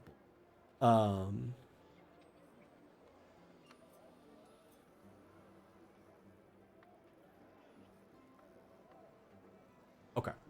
I'm also going to say that you can, since you're sort of at the switchback, you can see back up the stairs. You can see that there is a trap that was on the staircase coming down. That in the general nature of danger. Wow, this is a really badly written spell. For just like, what does that? You don't learn the location of the trap, but you learn the general nature. This includes a mechanical pit trap. The danger is falling. I guess it's somewhere. It's not the fall that kills you. It's the landing. Sudden stop at the end. So why does it have to be line of sight if it just reveals not the location? Yeah. This is a very weirdly designed spell. I'm not gonna lie. And I kind of remembered that. That's why I was like, hold on, before I describe anything, I'm reading this entire thing. This is also just, okay, I'm sorry. I know that this is turning into like Goat's Eye View, like mini workshop. It has a range of 120 feet, but its target is a trap within range that is within line of sight. Based off of the rules as written, you can't cast this unless you know there's a trap that you can see. Because you can't cast shit on creatures that you can see unless you can see the creature. Like, this is bizarre. That is strange. And I'm realizing now, thinking about it, it's basically like, yeah, there's a trap somewhere there. Well, and it's also any trap, I guess the target, any trap within range that is within line of sight. So they're using the 120-foot range as a really clumsy way of limiting the scope of, I'm standing on an open plain. There's a trap somewhere. It's actually like 8 miles that way, but... This is like being a ranger and using your primeval awareness and being like, yes, there is something within a mile. There's a vampire somewhere. No, you don't even get to know it's a vampire. That's true. You just, there's something bad and within a mile of us somewhere. I'm not bitter about how Ranger's written at all. It's better now. Not at all. The Tasha stuff is It better. is. The Tasha stuff is I know, so good. I know. I read about it on an article on my Please, phone. if you ever want to hang out, I have it, and you could look through the book. Sure. You told me the other day you I know, wanted to hang out. I know. I do want to hang out. I'm just, Whatever, Elise. It's a pandemic. Whatever, what the fuck? Okay. moving past the drama. So I'm just doing my best to interpret what the hell this spell should mean. Do not hold me to any interpretations that I have made of it at this point in terms of things that you would see in the future. As Wizards of the Coast is going to sue you, however you interpret this. So. You sense the trap on the stairs that you came down. That you do sense that it has sort of 2 dangers. One is it hurts you, and the other is that it provides a warning. You're not exactly sure how, but like it gives you a similar feeling to the alarm spell. Okay. just with pain added to it. You sense a similar trap looking down. You sense like 2 of those traps. So 2 additional or 2 total. one behind so like you? you have the like, and this is the weird thing of it merely reveals that a trap is present. You don't learn the location of it, but you learn the general nature of the danger posed by a trap that you sense. You sense 2 of that type. Based on what Minnow and Nero described to you, you know that one of them was there. And other than that, you do not sense any traps. Okay, well, I will relay that information. So whether it's on the stairs, the rest of the stairs or not, I don't know. But I'll look for it again. I'm gonna. Now that I know that it's there, and I know that it's probably a pressure plate, can I have advantage? that's what I was hoping. Yeah, absolutely. I would say that you've triggered one. You're familiar with this mechanism now. Jesus. Okay. Dodged Thanks the for advantage. fumble. Thank God. Come at me, roll 20. What the fuck? I'll take that 19 though. You're rolling with like a me 19. tonight. I know. This one is it's kind of interesting because you checked the pressure plate, like you said. You stood on the side, but you sort of kept a foot on it. The previous one, the pressure plate was in the middle of the step. 3 stairs down this time, so near the top. There are pressure plates on either side of the step, but the center is clear. So if you had been walking so as to avoid the first one, you would exactly trigger this one. But the center of the step appears clear, and these are not huge steps. It's not hard for you guys to just skip the step. I will relay this information. Mark it with a little bit of chalk on the wall. Yep. Yes. You head down. The basement is about a 30 by 30 room. It's more or less matching the upstairs.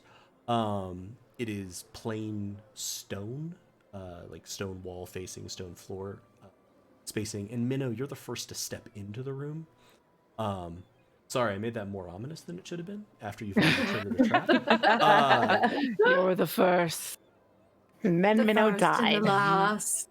You stepped, like you were going down the stairs, and you are standardly very aware of how you're moving. As you stepped on the floor here, you became aware that it produced no sound. Like your footfall made 0 noise stepping on this floor. You're normally pretty quiet, but that is weird. Silent prestige, huh? I'll try saying something. And can I hear my own voice? Yes, perfectly. Okay, so it's just footsteps that are, or like the floor is this. And yeah, everyone else is presumably filing in with you. So yeah, it's a stone room, stone-faced walls, stone floor. There are 2 bookcases on the far wall with a desk in between them, and then there's a couple of work tables on the left wall as you're coming in, and then there's sort of a couple of chairs, a table, like a dining table, and there's torches, but it's very sparsely furnished. And I presume the torches are not lit. Correct. Okay, so it's pretty dark. Yes, it's quite dark. Does anyone have a light of some kind? Do I have a light? You just start I forget throwing what up cantrip sparks. I have. You know what? I have the light cantrip, so I'm going to use it. I touched light to something, right? So Yes. Since Nero's doing the sparks, I'm gonna slap a hand on Nero's like chest plate or whatever. You're a monk. You don't. Monk. Yeah. I Okay. was like, You're That's just solid your bandages. chest. I don't know. That's Yeah. just- Yeah, you can do it on the How man bandages on my chest. like left hand Yeah. or whatever. Mhm. And cast light. okay, yeah, you can see really easily now. Be touching it to see if it's hot. Okay. And then I will, yeah. Okay. So anything new revealed with the light? Uh, not especially. Honestly, I had kind of forgotten the fact that you're a human, so no dark vision. Honestly, it's probably mostly that description. There was a little bit of light filtering in from the stairwell, so you could have seen your immediate surroundings. And you might have heard some of that from Ressa, who could see it without any real problems. But yeah, there's not a lot in here. It looks like it's a very functional space. There's very little happening, etc. As each of you come down and get into this basement, you all notice the same effect of your footfalls make no noise, including like Ressa's booted metal armor. Nothing is making any sound on them. I'm enjoying that since normally I have a hard time being stealthy. Ketch doesn't do stealth. And he's a cat. Can I like smack my staff on the floor a few times to just be testing so you, it? like raise up your staff and like bring it down, and there is like no noise. So unless anyone else is like advancing on anything, Ketch is obviously like drawn to the bookcases. Yeah. You you head over, so you're sort of going to the opposite side of the room. There's two bookcases. They're small. They're like the sort of the chest height ones, on a human, like 4 feet tall, and then a small desk in between. They're generally filled with very simply bound books. And if you want to, you can look at them. Look at the desk. Just tell me what you want to do. I would just be drawn more towards, I guess, the like looking for any uniqueness in the books, in the bindings, in just kind of like do any of the titles jump out at me? Okay, yeah. So looking at those, the bindings are all plain but of good quality. They're not ornamented at all, but again, they're well stitched. It's good materials for your eye. None of them have titles. Like there are no titles on the spines. They're relatively slender volumes generally. It's like a couple of fingers or so. And they're tall. They're tall but slender. Okay, so knowing what I know about binding and books and the sort, I would assume that they're ledgers. Something So of the I like, would just yeah. grab at one. Yep. So you pull one out, sort of at random, push it open. It is difficult for Rachel's just real close to the camera. I know. Just peering in that book. It is difficult for you to say what it is. So it's like in a code? Yes.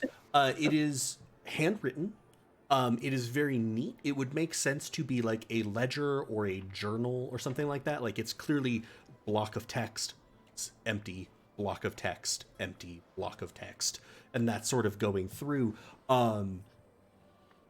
It is, you would assume, in some kind of code. Okay. Because there's things put together where it's like, even if you didn't speak the language, you know, like, oh, maybe it's gnomish or blah, blah, blah. It's written in the common script, and there's like occasionally stretches where it's like 7 consonants together. It's like, okay, this doesn't seem right.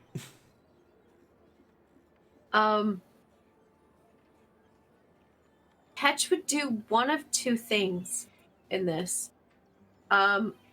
He would either grab the very first book on the very first shelf of the very first, like to him, the very first case, or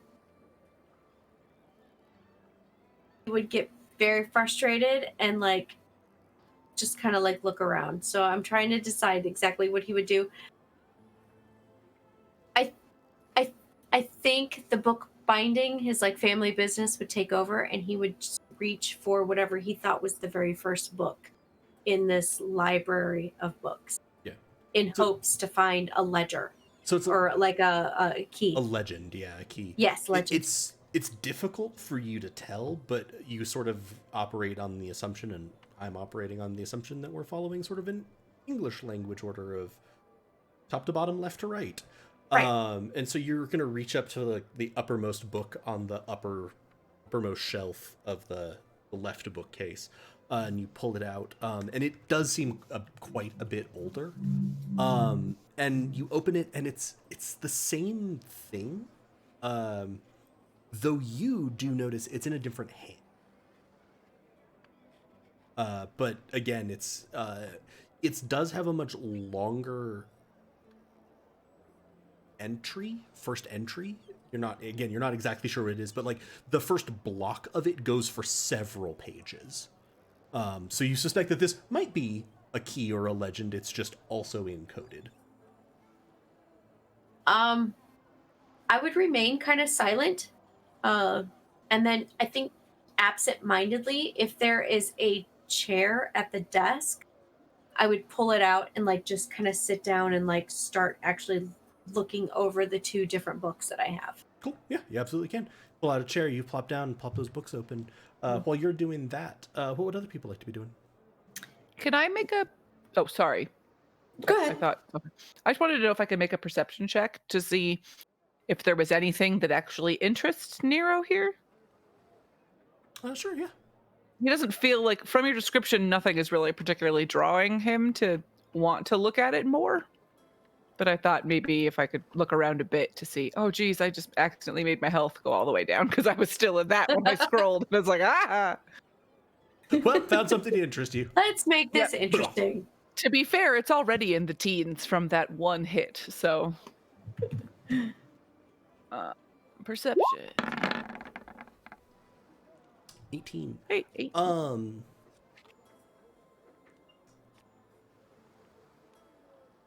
You noticed the bookcases in the desk, and that like Ketch was sort of almost me like mine.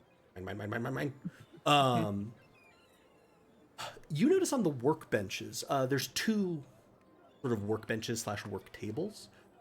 One of them seems to have a couple of blades on it. The other has musical instruments on it and like woodworking tools, craftsman's tools, sort of like leathers, etc. I'm actually learning woodworking and things, so I feel like I would be drawn to the woodworking tools and the musical instruments. Nice. Yeah, so you go over there. It's a fairly large work table. Like it's probably 7 feet wide. There's, like I said, a couple of workbenches that are kind of propped up on sides. There's a whole set of tools in one corner of it. They're old, but they are very nice wood carving tools. Like you have some experience with wood crafting, etc. These have been around for a long time, but they are made of very high quality, and they're designed to do very fine work. Minnow. Yep. The person who owned this shop is dead. Yes. It's still stealing if I take something from here, isn't it? Yes. Okay. Says the thief. Yeah, I'm not concerned about that really. Well, would it... You can't steal from the dead. You can steal from the dead's relative. Pirates would say otherwise.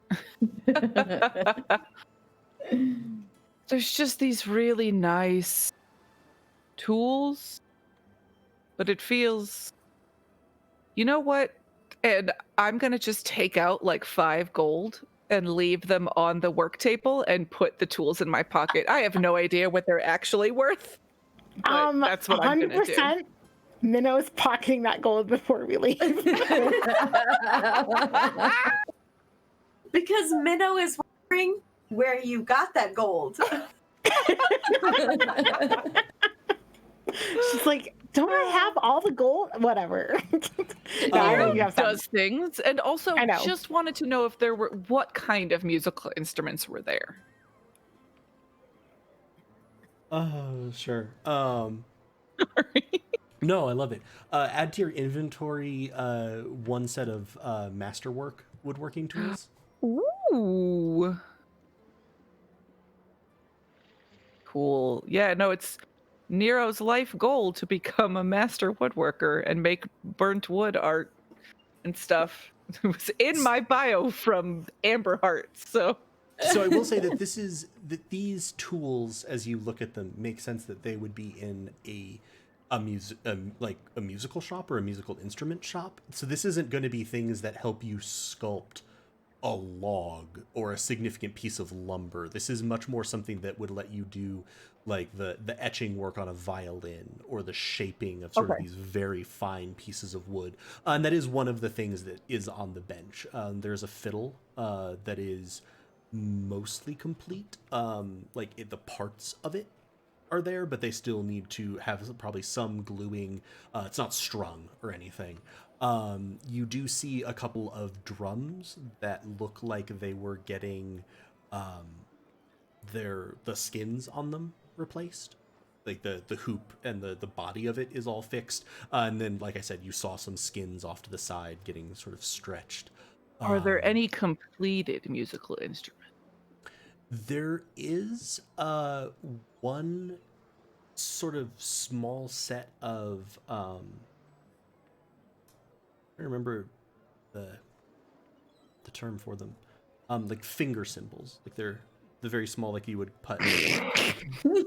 So you can do it with your Okay. And yeah, I have 50 gold because I never used any of the gold to actually buy things at the beginning because I forgot that was a thing you could do. So I just have money. And Minnow is so very upset that you have money. I know. I'm Money that I not. had. Stop making me sound like I'm.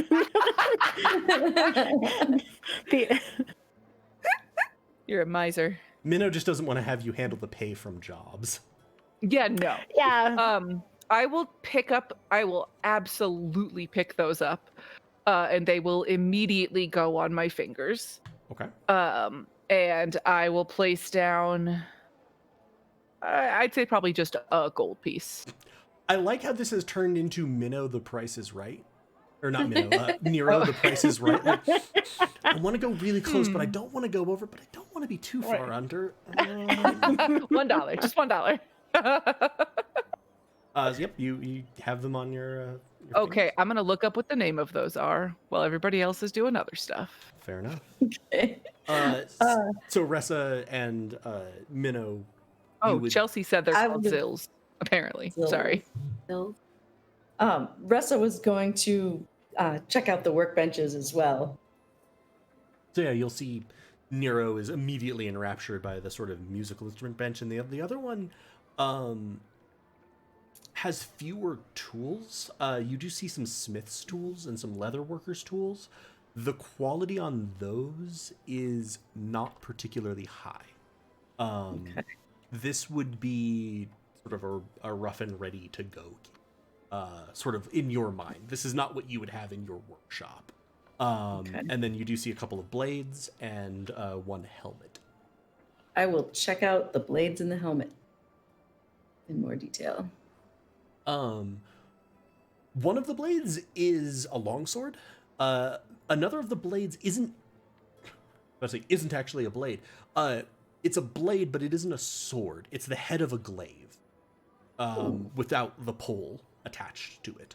And then there's the helmet has sort of a visor to set down over your eyes, but it's not like a full plate helmet. Like it doesn't close around your throat or anything. It would shield your eyes potentially as well. Okay.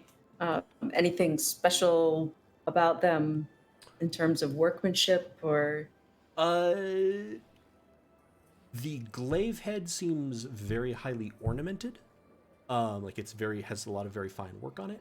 The longsword seems really beaten up. And the helmet seems well cared for and well made, but not especially fancy. Okay. And would there be any way for me to sense if any of this is magic? You can make an Arcana check for me. I would love to do that.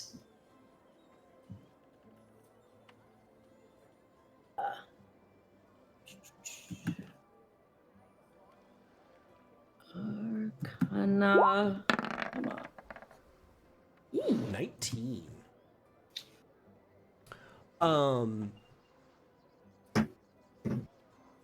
The longsword, you are quite sure is not magical. It's a well-made longsword. It's seen a lot of use. It's badly in need of some repair and some like polishing and honing, but it's a well-made longsword, and that's about it.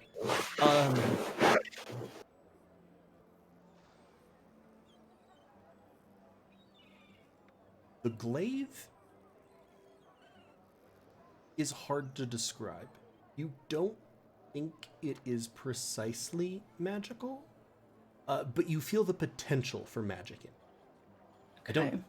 It's hard for me to describe exactly what it is with that roll. But it certainly could be. It is something special, more than like the sword is. The helmet is magical. You can tell that. Great. Okay. I'll let you guys know. You guys, there's something. The helmet. This helmet's magical. There's something about this glaive head that might be magical.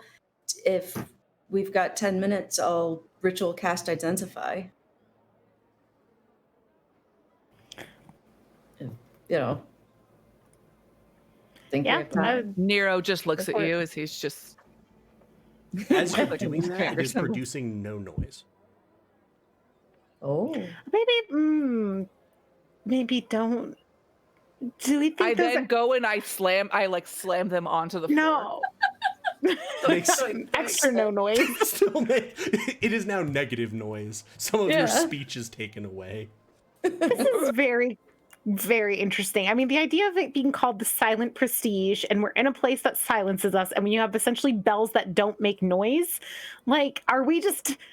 What if the sound from all of these things is being like transported somewhere else, and someone's like listening to our like confused foot cells and like slamming of staffs on the ground, and Nero being like ting ting ting ting with like their alarm bells that like they keep on like their field operatives, you know, and they're just like, something's wrong at the drum and bell, ting ting ting. Something's wrong.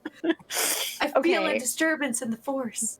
Oh, my brain is tinging though about bells that don't actually ring, as being related to the silent prestige, and like. Hey, Galway, do we know something about that from 6 weeks ago that we would totally remember if we'd played this last week? Or if you listen to Beyond the Doors. I was gonna say, Chris knows exactly what's happening with those. Chris is trying to separate Neldor from Ketch. Which Chris at some point may have to do an actual role playing. Keep them away from each other. Oh my god. Oh, please tell me one shoe gets to come into that at some point. Probably. Let's go ahead, because it is about 9 o'clock. Let's go ahead and take a quick break. As Ketch is reading, Ressa is casting Identify as a ritual.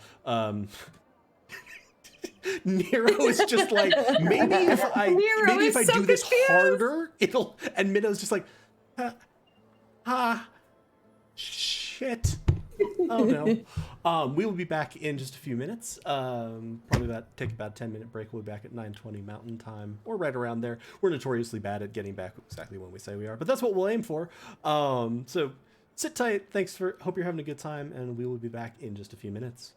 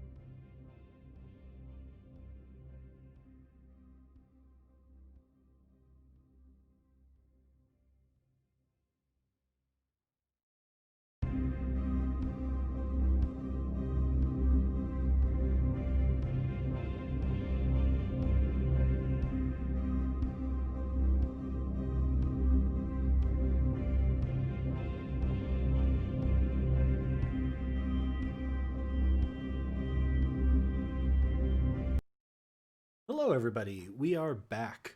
In the first half of this, the group managed to bring the singular guard that Minnow had requested, as well as parts of the rest of the town, to the Drum and Bell to investigate the dead body. There they were. They encountered a new islander, Liba, who appears to be a healer of some sort. Who seemed very concerned. She was momentarily suspicious of Minnow, but seemed to be processing pretty well all of the facts of this, of like, no, this doesn't seem like this lines up. These people seem like they're actually trying to help, and clearly noticed more than she was willing to say out loud, and asked the group to come talk to her later at her shop. Because the people in this town seem really bad at securing a crime scene. Everyone just left the Marauders there with the body, which caused them to then proceed to toss the place in an attempt to find a secret entrance, which Ketch found, much to Minnow's annoyance, because Minnow had previously looked for said secret entrance. Minnow looked for traps. It didn't go well. Minnow found a trap, not the good way. Then they proceeded. Ressa found 2 traps, the good way. And then they proceeded to get down into the basement, where Ketch became interested in a set of books over by a desk. Nero became interested in a set of woodworking tools and musical instruments that was laid out. Ressa was looking over a set of arms and armaments, and Minnow was mostly just desperately worried about the fact that they'd already triggered 1 trap, the floor makes no noise, and Nero is just playing a set of musical instruments in this dead man's secret basement. There's a little bit of worry. Before we got started, before we got fully back started, though, I just wanted to show off. I just got a package of stuff from the printers that I'd gotten, because I wanted to hang up some character art. So I have a macaque that Monty did, and now in a hangable form. I have my grumpy horseman. And in the bigger form, still probably one of my favorite representations of Charity ever, and the first piece of fan art that I've ever received for anything that I did. But all of these were by Monty, so I was going to say thank you so much. And again, if you are new on stream and you have not witnessed Monty's amazing artwork before, I really encourage you to follow them on Twitter and Instagram at Miraculous Monty. We are really super lucky that they do a bunch of the art for our campaigns. They did all of the character tokens that you're seeing in the overlay and on the map. For this crew, they did our campaign poster and our character art for Dom and Dragons. They did our tokens for Saltmarsh, so they do really amazing stuff. You should check out their work. They also do really amazing fan art for us, for a bunch of other podcasts that they listen to. They're a great person and a great artist. So give them a follow. And I think occasionally now they accept commissions for art if you're interested in that artworks. Check them out on Insta and Twitter. So yeah, I wanted to show those off, because like right when we got back, we went out and picked up dinner, and like there was the box from Cat Print. I'm like, yes. There will also be some other things which I will be showing off at some point in the future, because I got lots of things printed. Some stuff that may eventually feature as giveaways. So yeah, you now find yourself, Elisa's gone.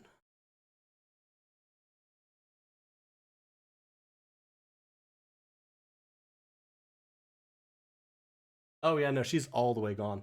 I can't tell because I always hide people whose cameras aren't, or actually I normally do. I don't think I have it set up that way, because normally we have Craig, but Craig decided to go die a miserable death somewhere.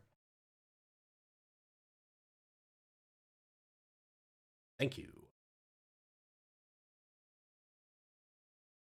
He defo out of Zencast. Cool. I'll keep going. Question mark. and we'll see how long we get before she comes back online and or messages us on Discord.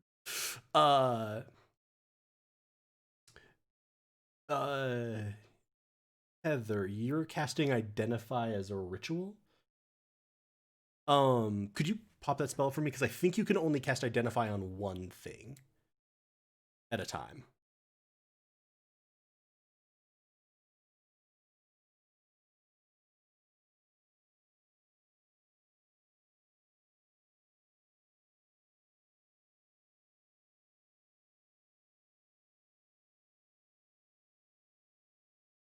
Okay, so you could either do it as 20 minutes of time, or which one do you want to do first? At least let's put it that way. The glaive? Cool. Okay.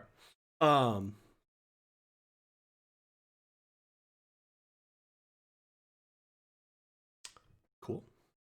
We will we'll update you all as we find out and determine whether we're wrapping up very early tonight. But I think we'll at least be able to get through a chunk of what's going on in here. So let's go ahead and resolve your first Identify, and then we'll probably switch to catch sort of reading, and then get to your second if you. You finish the Identify spell. 10 minutes go by. Nero is still furiously banging away on the zills. At this point, like, Minnow is occasionally sticking her hand in between them, just in a desperate attempt to make this stop. Oh, yep. Lisa's lost internet. So we'll see. We may be wrapping up pretty early tonight, but that's okay.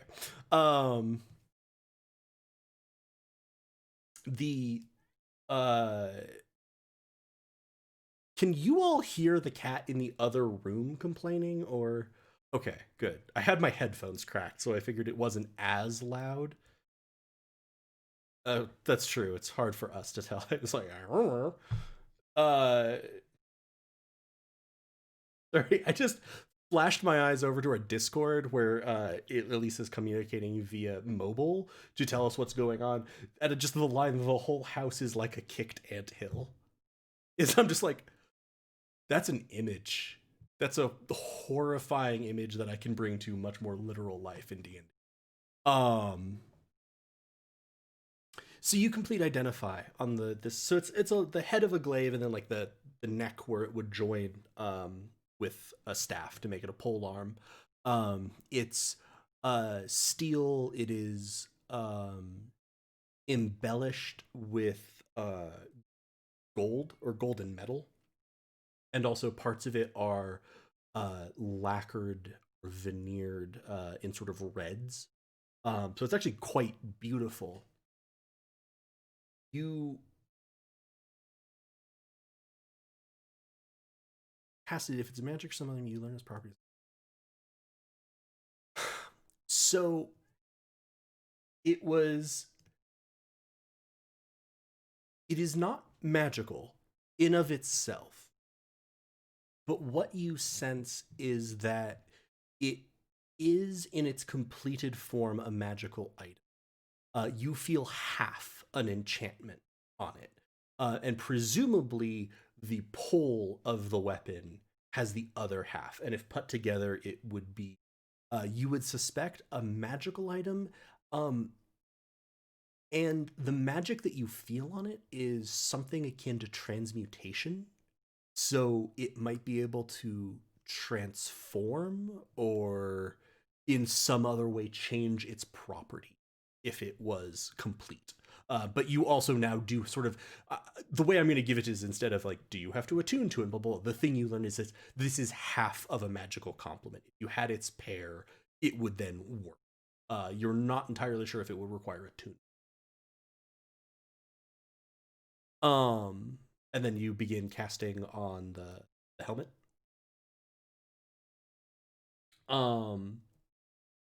Catch. You are flipping through the first, as you can determine, book, and the one that you had pulled out, which was just sort of near the middle of that cave.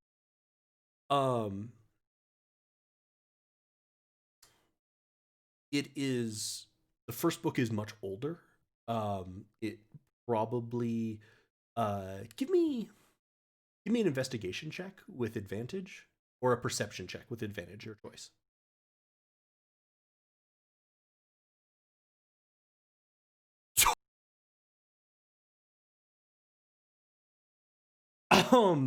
Double critical. Holy shit. Okay.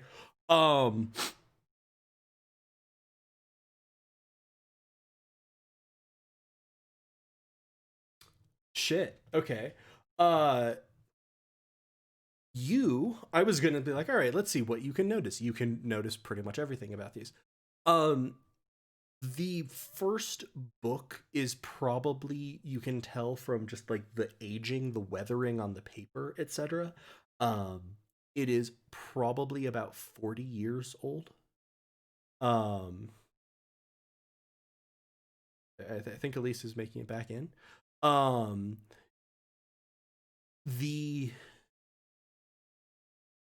The bindings on the two books are almost identical, and that tells you something, that these even though these are like nice materials, but they seem very simple, these cannot have been just like randomly handmade. They are produced to two exact specifications next to each other, and over the course of 40 years, and different handwriting in them, that suggests that they come from somewhere else to you. These were produced by someone who was not writing it. Jesus, I didn't think of enough details for a double critical success on this perception check. You, while looking at it, because you've thought some about codes and riddles, as in the markings on it, you are quite sure that there is nothing significant about the way the letters are drawn. There's no internal cipher, if that makes sense. It is, the text is somehow encoded.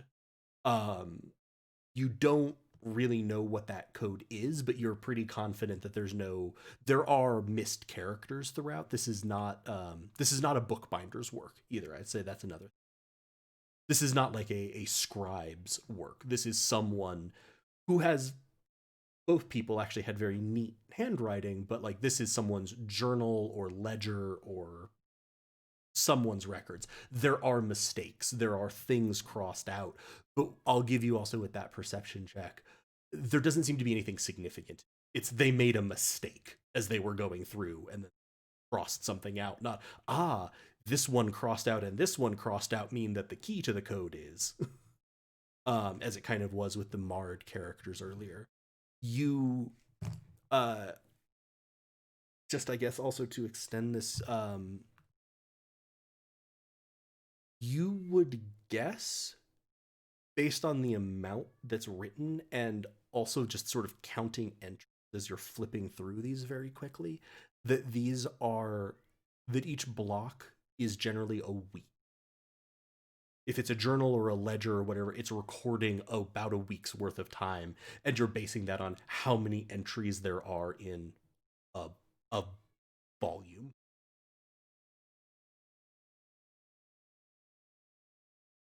The topics, those are also encoded.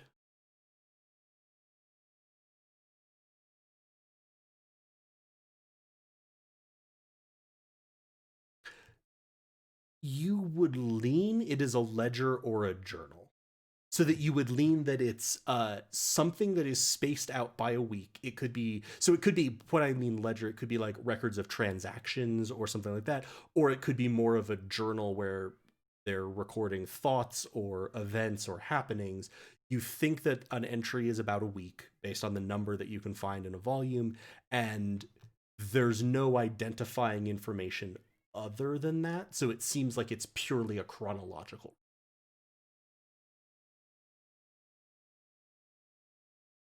Other than that, there are no discrepancies in or no systematic or suspicious discrepancies in like ink or handwriting or anything like that.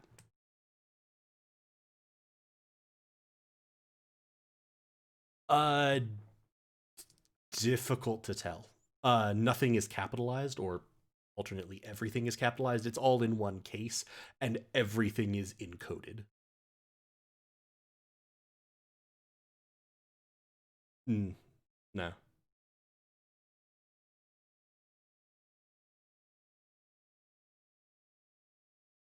That out. I asked if it was fixed, but That's weird. Okay, you guys can hear me, right?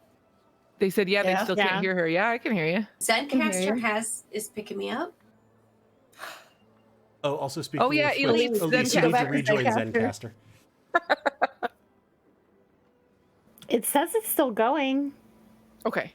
It says recording in progress. So I maybe can it see rejoined doing the you little when thing. you, let me Yeah. double check. That's I didn't That's- close the browser. or Yeah, I anything. see you. okay. Yeah, but you went Lena, away when everything died. We weren't Oh. sure if it would lose it. They can. Lena says that they can hear now. Okay. Okay. So that's weird. Poltergeist. Thanks, I don't slobs. Not calling you all slobs. That's our broadcasting. Sure, whatever. Fucking rude. Thanks, Slob. If the shoe I fits. just touched my microphone.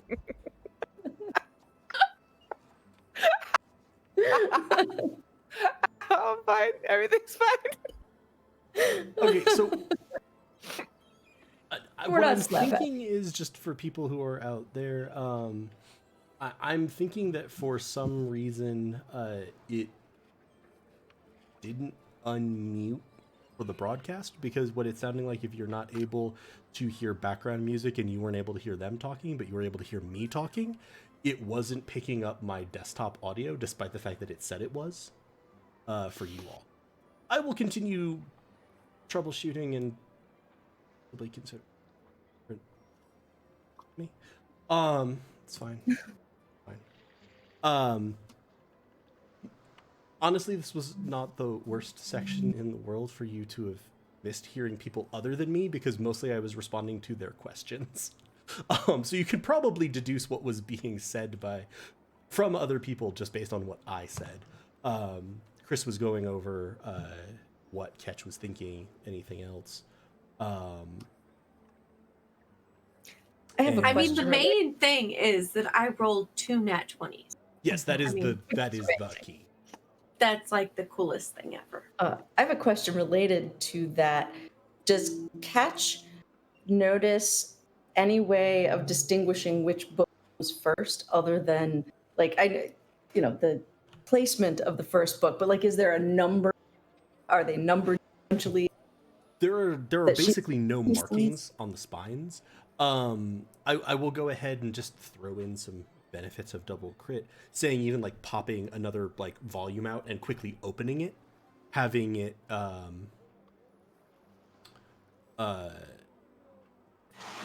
like having sort of done this and noticed these things, he'll pop out another volume and quickly look at it, pop out another volume and quickly look at it. It looks like they are just arranged chronologically on the shelf, because the ones right next to the first volume, again with this very high level, have this about 40-ish year old paper, and the same handwriting, and then sort of down more towards the bottom of that shelf and on the right-handed shelf, you have newer paper. The paper is getting newer, and like he can even see it just looking sort of over the tops of these. Of, oh yeah, the paper is getting newer.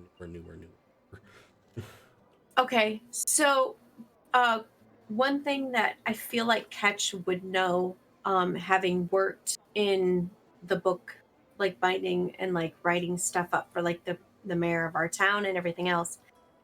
Are there drawers on the desk? Yes. Because I feel like Ketch would have, as he had been looking at these different volumes and not noticed an actual like cipher or a pattern, that he might have looked at the desk to see if there was anything that might have been, I don't know, like there to show what the cipher would be.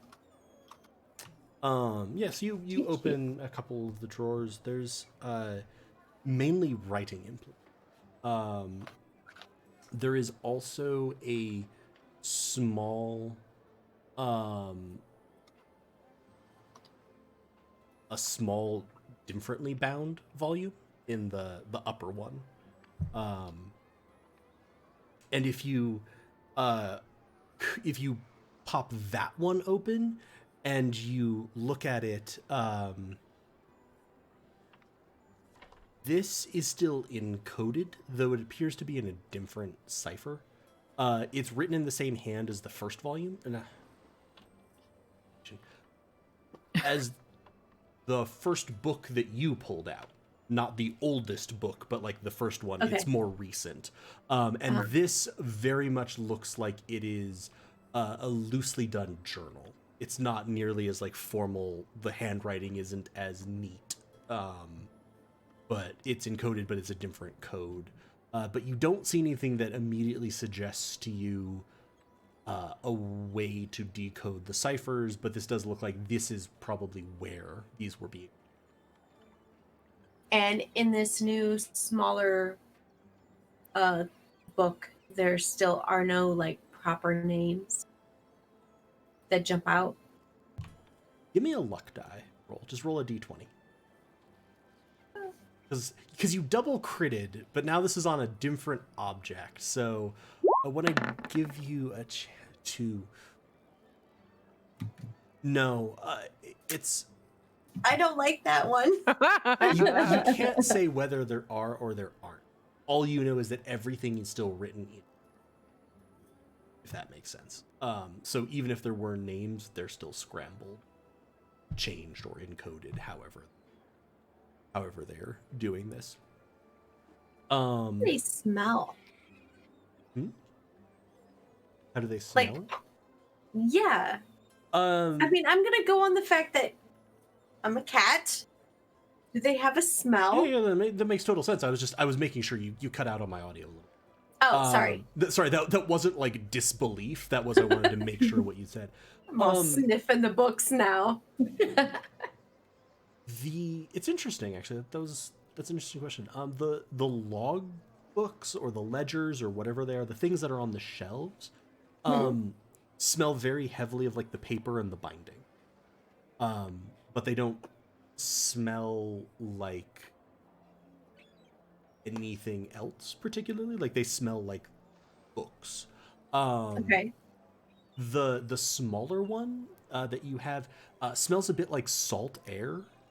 And maybe even like a little bit of like sweat or something else, and you notice that like its cover is more creased, etc. So this might be something that someone carried and had outside, whereas the others, you would guess, have never left this basement, or except when they were brought in. Okay. Would Minnow like to be doing anything since you also had technical difficulties? Yeah. Besides sticking her hand firmly through between the zills in order to get Nero to not like. Definitely what Minnow was distracted by. I guess like to start, just like everybody's kind of picked things to look at, and I'm trying to remember what else is in the room. There was like a table. Was that something that people have already? Is there something on that? Is there the little sort of sitting area? No one has actually gone over and looked at. Okay, I'll investigate that. Yeah.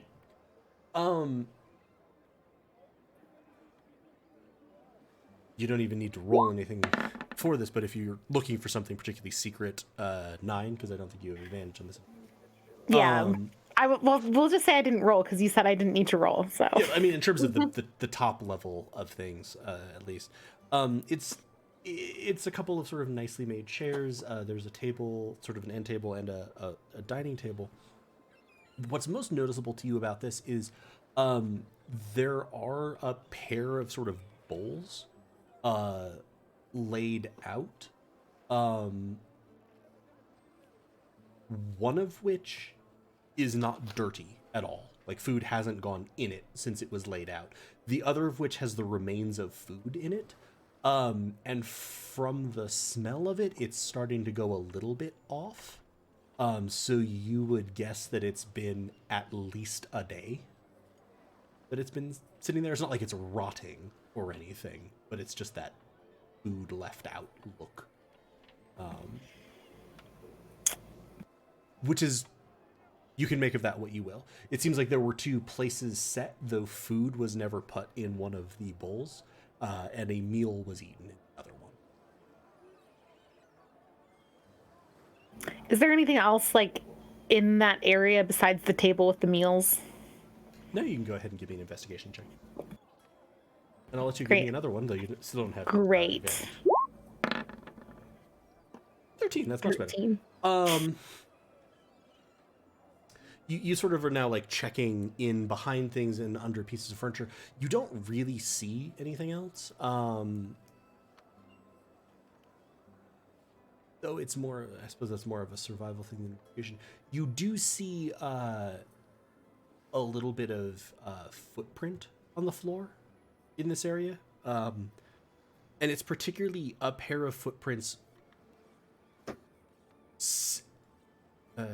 positioned to be seated at the table. So it seems like almost like the outline of them, more like some sort of mud and water almost came off of shoes, and where feet were fixed for some amount of. Where like the person, presumably the bowl that had food in it was? Yes, and that is lined up with that.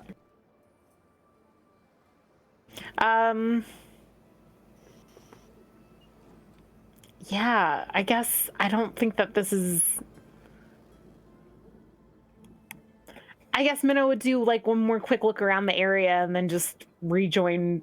Is there anywhere else in the room that hasn't really been investigated yet? There's not a lot down here, honestly. It seems like it's mostly it seems like it's sort of focused on those 3 things. I just punched my mic.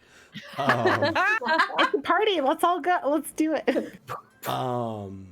It seems like it's pretty much there's the writing table and the associated books, the 2 work tables, and then this seating area.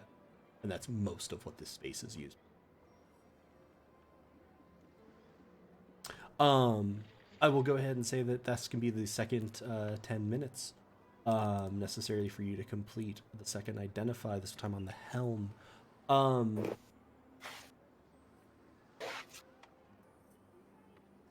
just trying to remember this.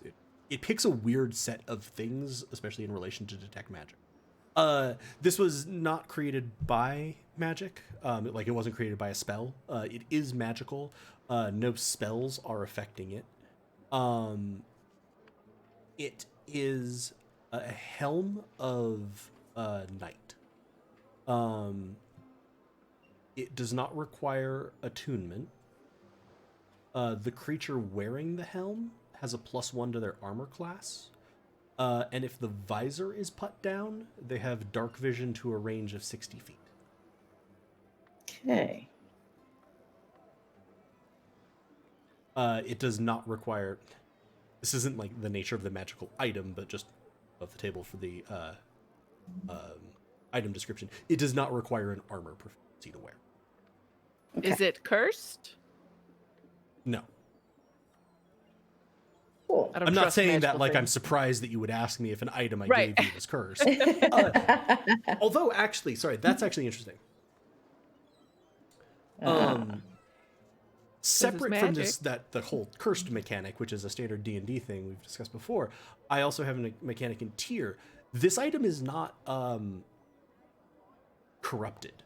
This item is purified. That's kind of what I was meaning there. Sorry. Well, yeah, and I operate those on 2 different things. This one does. Okay. This seems like it has either already been purified or was made and has never been affected by blight, which is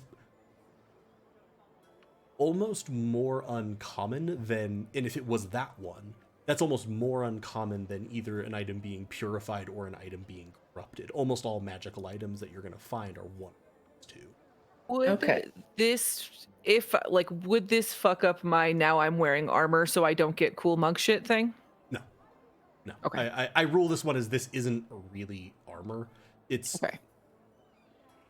It's the goggles of night with some extra defense added, basically. Yeah. Okay. Okay. Yeah, because So I think it's would- me and Minnow that don't have night vision. Yeah. Dark vision. The words. So yeah, I would let you guys know what things are, and someone doesn't have night vision, this could come in handy. Can't hear you. Minnow. Had a thought. Oh, yeah. And as I'm looking at these books, I would, Minnow, come here. Yep. Okay. I'll head on over. And then as Minnow comes running over, Ketch would hold up this book and be like, "You have a thief special, like, language, right?"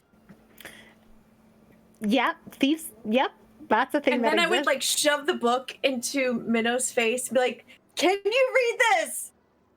Is this thieves' cant? Can I read it? Let's see. What are my other languages? Not common, dwarvish, thieves' cant. It's interesting. You can advance Ketch's knowledge of this. It is written in Thieves' Cant. The result is still in a code, but this is explaining why Ketch essentially was just seeing blocks of text with like no case or spacing. It was just a string. And as you look at it, you're able to put that into Thieves' Cant. But it's still in a cipher. It's still in a cipher, but you're at least able to sort of partition things out, and it produces a nonsense message in Thieves' Cant, essentially. So it's like, stop danger, up, stop, like, okay, this isn't a thing, but I can at least parse this, and this can't be accidental, so one level extra must be required to go past the Thieves' Cant deciphering. Yeah. It's a Thieves' Cant, but it's still in code beyond Thieves' Cant. So I don't know. I mean, I guess if you want to try and work together, and you've cracked some good codes before, but I can try and help you. But we probably need more time than we've got. I don't even know if we'll be able to. I mean, the Silent Prestige, it's kind of, they're like, if anybody has a good cipher, it's these people.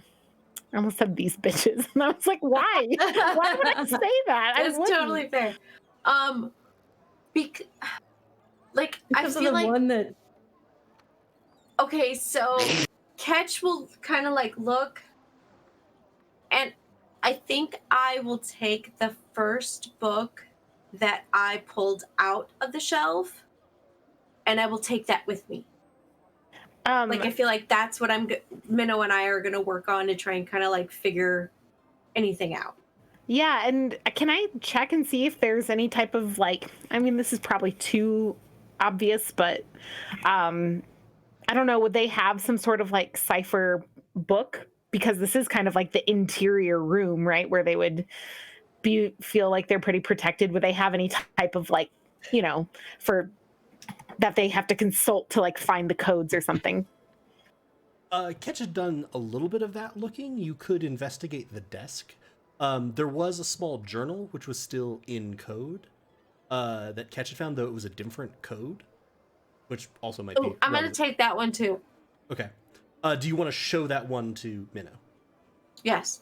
Okay. So there was that, which was in a code, and so Ketch wasn't sure what it was. And Ketch didn't like investigate the desk for secret compartments or other things. I think some of this happened when you weren't online, so you could do that as well. Okay, yeah, I'll do that too. Let's see. Did that just roll 19, twice? or Okay. 13. No, the 13. The 13 remember was the yeah, yes. was okay. Yeah, I was like, wait, 19, 13.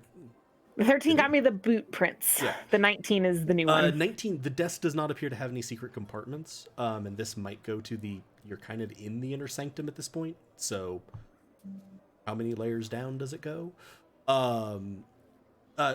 Being handed the journal, this is in Thieves' Cant, and that's like the extent of its encryption. This appears to be a day-by-day journal of thoughts and observations, which you would assume would be those of the body you found upstairs.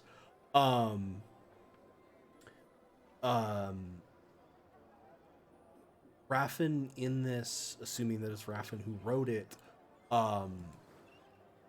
seems to be recording observations of groups, of movements, of people coming and going, like the crews and the ships.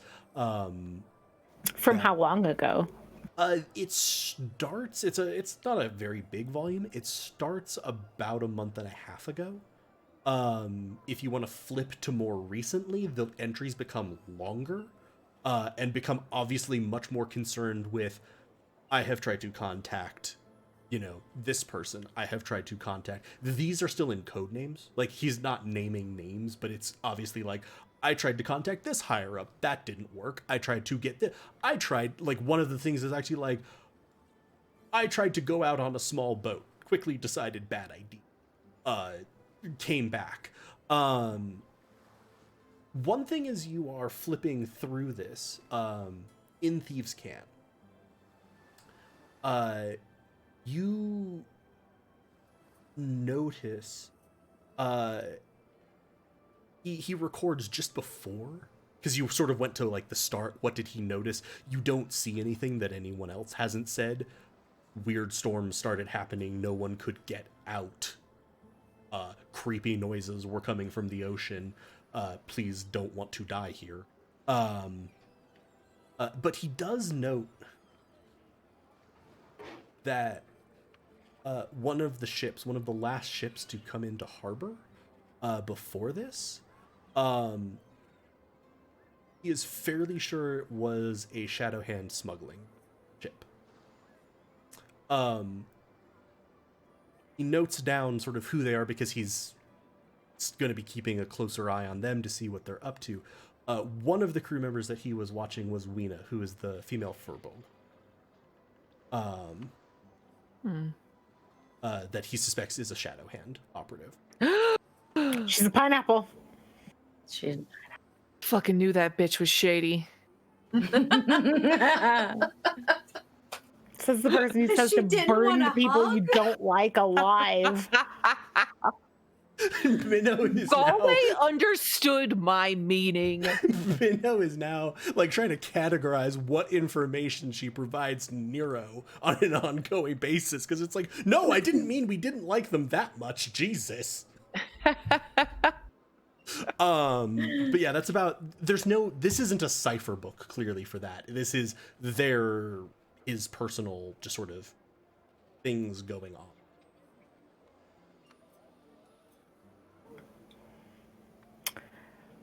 Yeah, I'll tell Catch. This is just Thieves' Camp. It's a journal about the goings on, comings and goings from the island.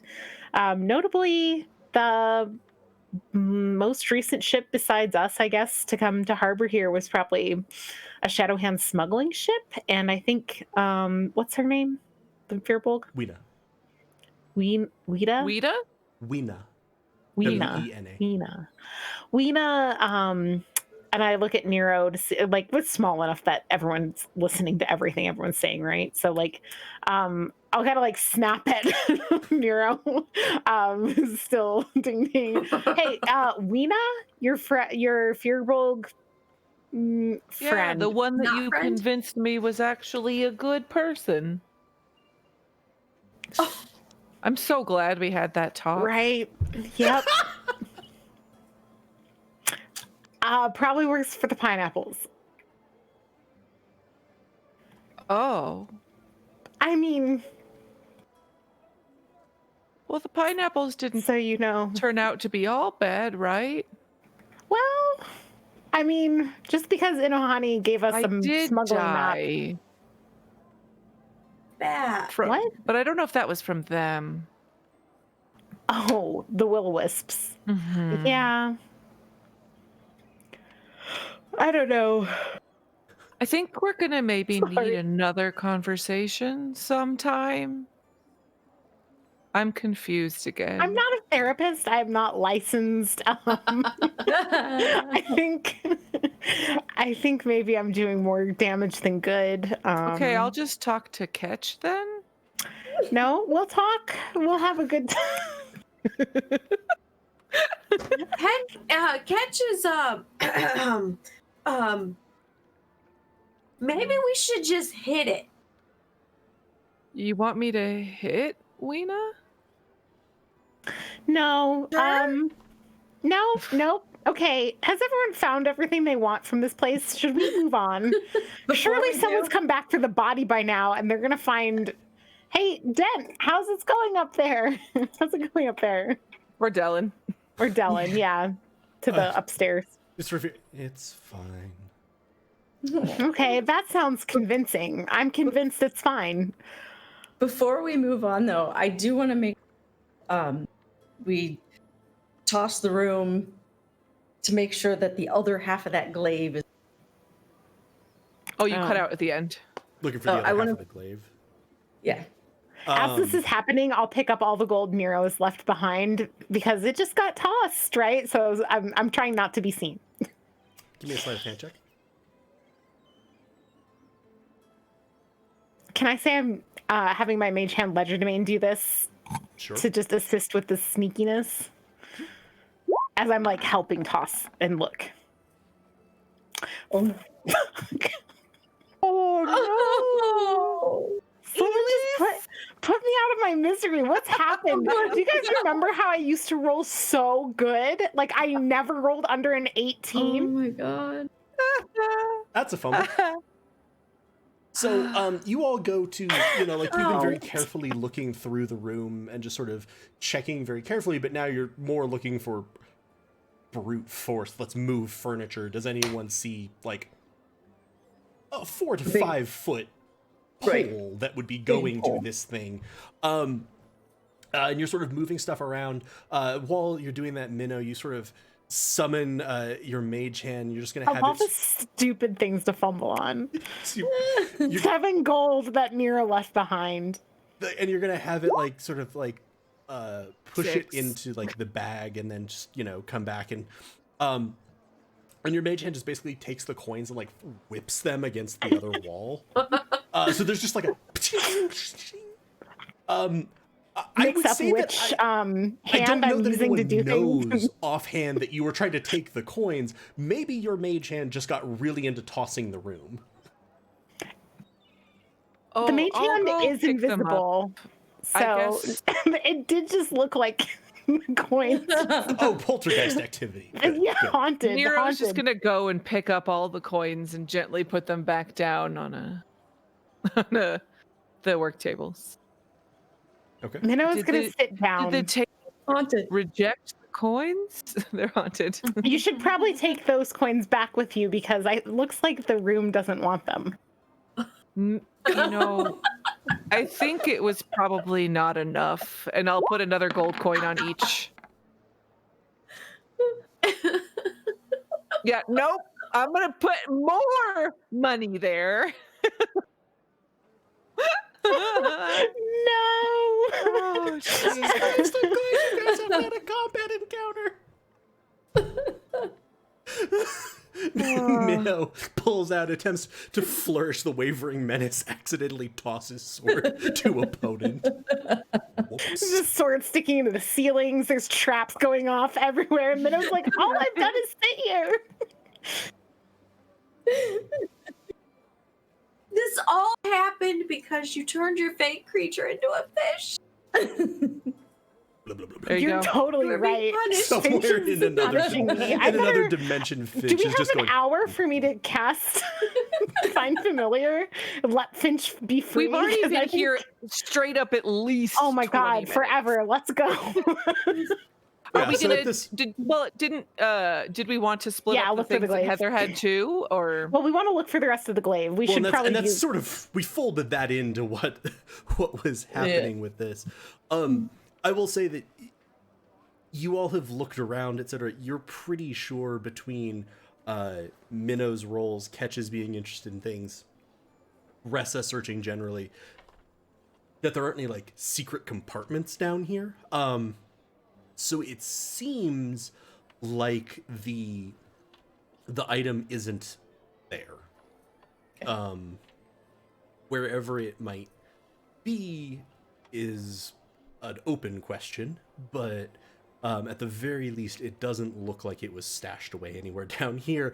And honestly, I'm going to leave it at that because I can't come up with what to do with another fumble. You grievously injure yourself tossing the place. It's like I'm running out of things here. I think Minnow just sits down. She just knows, like, you know what? You do less damage. Minnow just gives up. Yeah, I'll just wait on one the of those couch and be like, days. you know, when we're ready to go, just let me know. The glaive pole pokes you. You know what? As you I'll sit go down. upstairs and hang out with Dent, and as I go up the stairs, I'll be like, don't forget not to step on the stairs that I marked with chalk. Very good. Yeah, so as everybody else, you sort of finish up tossing the room and then make your way up. You can easily, like I said, it's not hard to avoid the stairs now that you know which ones are there. As we're tossing the room too, though, I want like Nero is absolutely going to try and put things back the way they were after everybody moves things, just to Sure. So Nero will be bring nice. I'm picturing now Nero is sort of like bringing up the rear, going up the stairs as everyone else has gone up, and then like Nero's like, and like wipes off the chalk marks once you've cleared them. Like, there we go. It's pristine. And I'm also playing my cymbals as I cross whatever, like as I go up to the stairs and as I do anything, and I want to know if I hear anything on the stairs yet. Nope. Okay, I'm gonna do it as the whole time until I walk into the shop. Okay. They do not make any sound as you're going along. Yeah, you get back up. Dent hasn't seen anything. Although he does sort of point to outside, and you can see there's a couple of like figures from the like sort of a couple of citizens sort of standing there. One of them is Liba, one of them is Sarner, the mayor is there, but they're all just sort of silently milling around. And when Dellen sees you all, he's like, "Oh, thank God," and drops an illusion, and they just instantly disappear. He's like, "Can we go now? I've been in proximity to a dead body for a while." Did you just have those illusions there to feel like you had someone with you? Like, oh no, I figured that way if any of the passers-by in town came and they saw people from the town in authority, they wouldn't try to come over. And it was better than just a stranger standing in front of a door while a suit of armor was further inside the shop, etc. And I had a pretty good sightline because they were here, and if I saw one of them coming, I was just going to make it go away. Pretty good thinking. that's fair. Ressa, give me a quick perception check.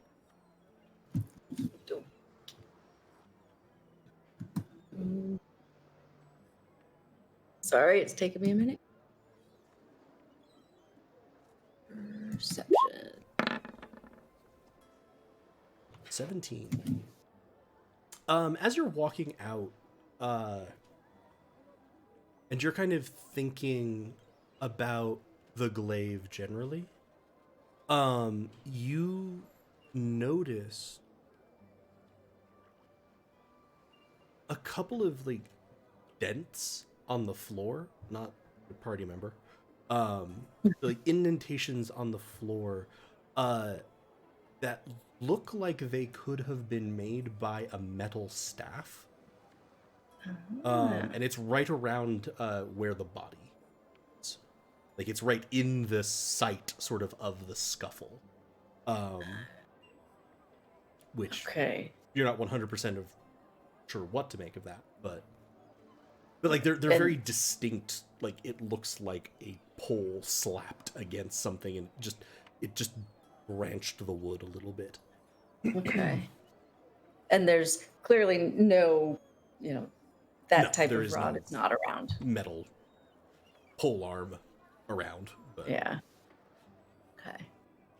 Patch curiously would have walked closer to the body and sniffed to see if the smell of the body resembled the smell from the book area.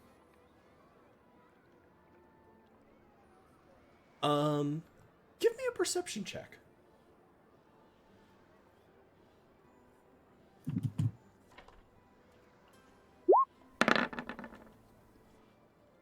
Oh, double 22.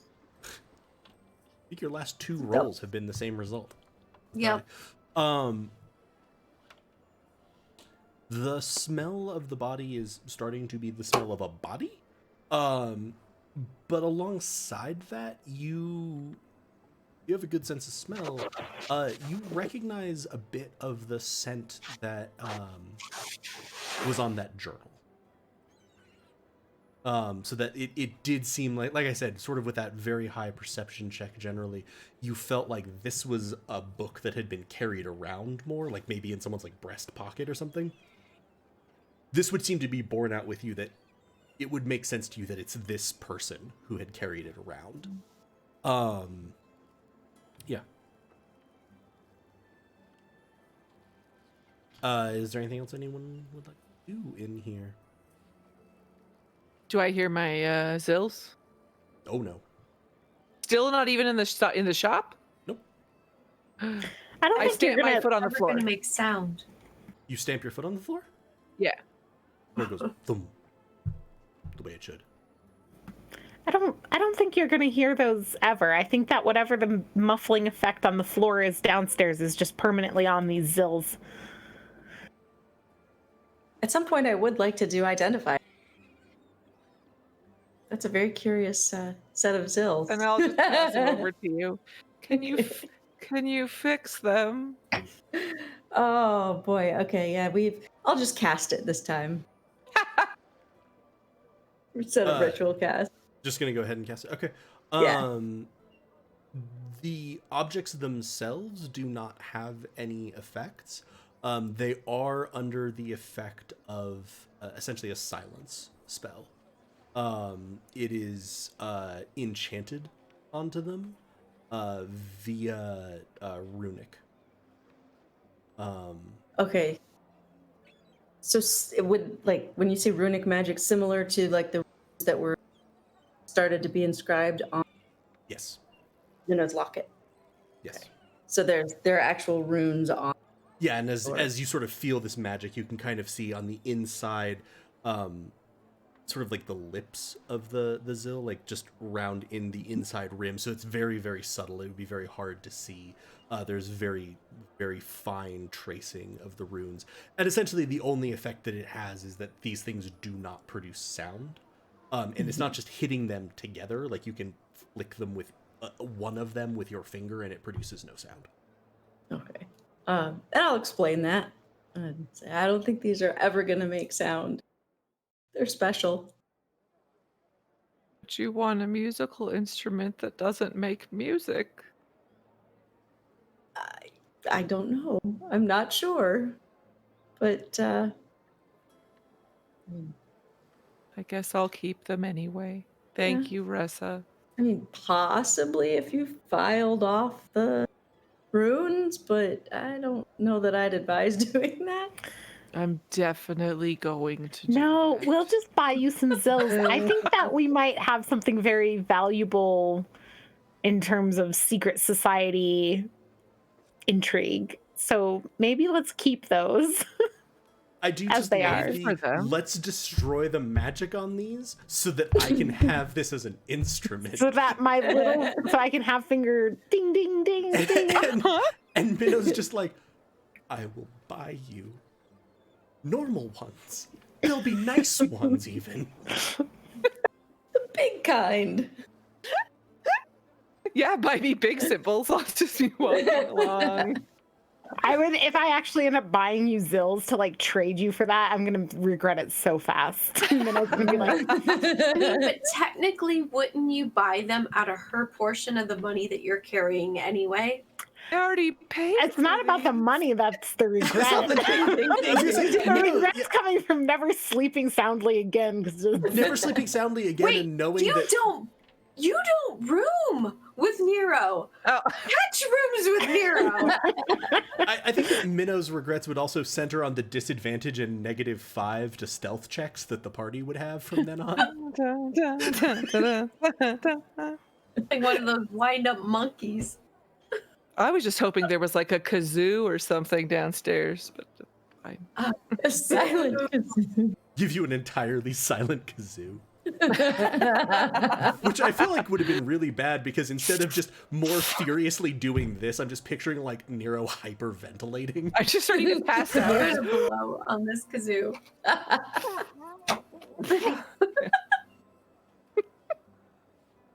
All right. What would you like to do? Cry. Man, I thought we were gonna go see a wizard hut today, and I like just forgot about the dead body entirely. I was like, oh yeah, we're going to that thing that's to the northeast or whatever on the island, and then what are we gonna do? We don't need to be around for the burial, We right? were going to a warehouse for a reason. Sarner was We taking need to us take there it to the warehouse. We also need to stop see that in. guy, maybe. Or it We was also- for No, another you reason. already went to Igden's house, and like nothing was Yeah, going but on Sarner there. was Right. taking us to the warehouse because of we Is were it- looking for him or something. I thought this was the warehouse, the drum and bell. No. Oh We were god. actually being taken to like a warehouse when we ran into Dent, which then made us go there instead. But we were going to a The warehouse adventure in 3 for parts. a reason. Basically, the hubbub in the square pulled people Distracted a back bunch of stuff. together much more Yeah. quickly than it might have otherwise. Yeah. Well, we Yes. have to go see Liba. Liba. too. I think that's Mhm. pretty high on Minnow's priority list. Definitely. And she lives very close, or reasonably. Yeah, because you close, saw where she came out of, which is where right. she said to. We passed her on the way coming here. So Why did the mayor give her such a surprised look? don't know. I could go. Minnow doesn't know that there. happened, and so she can't ask that question in character. That was Elise. I'm mad about it. But Ressa couldn't give.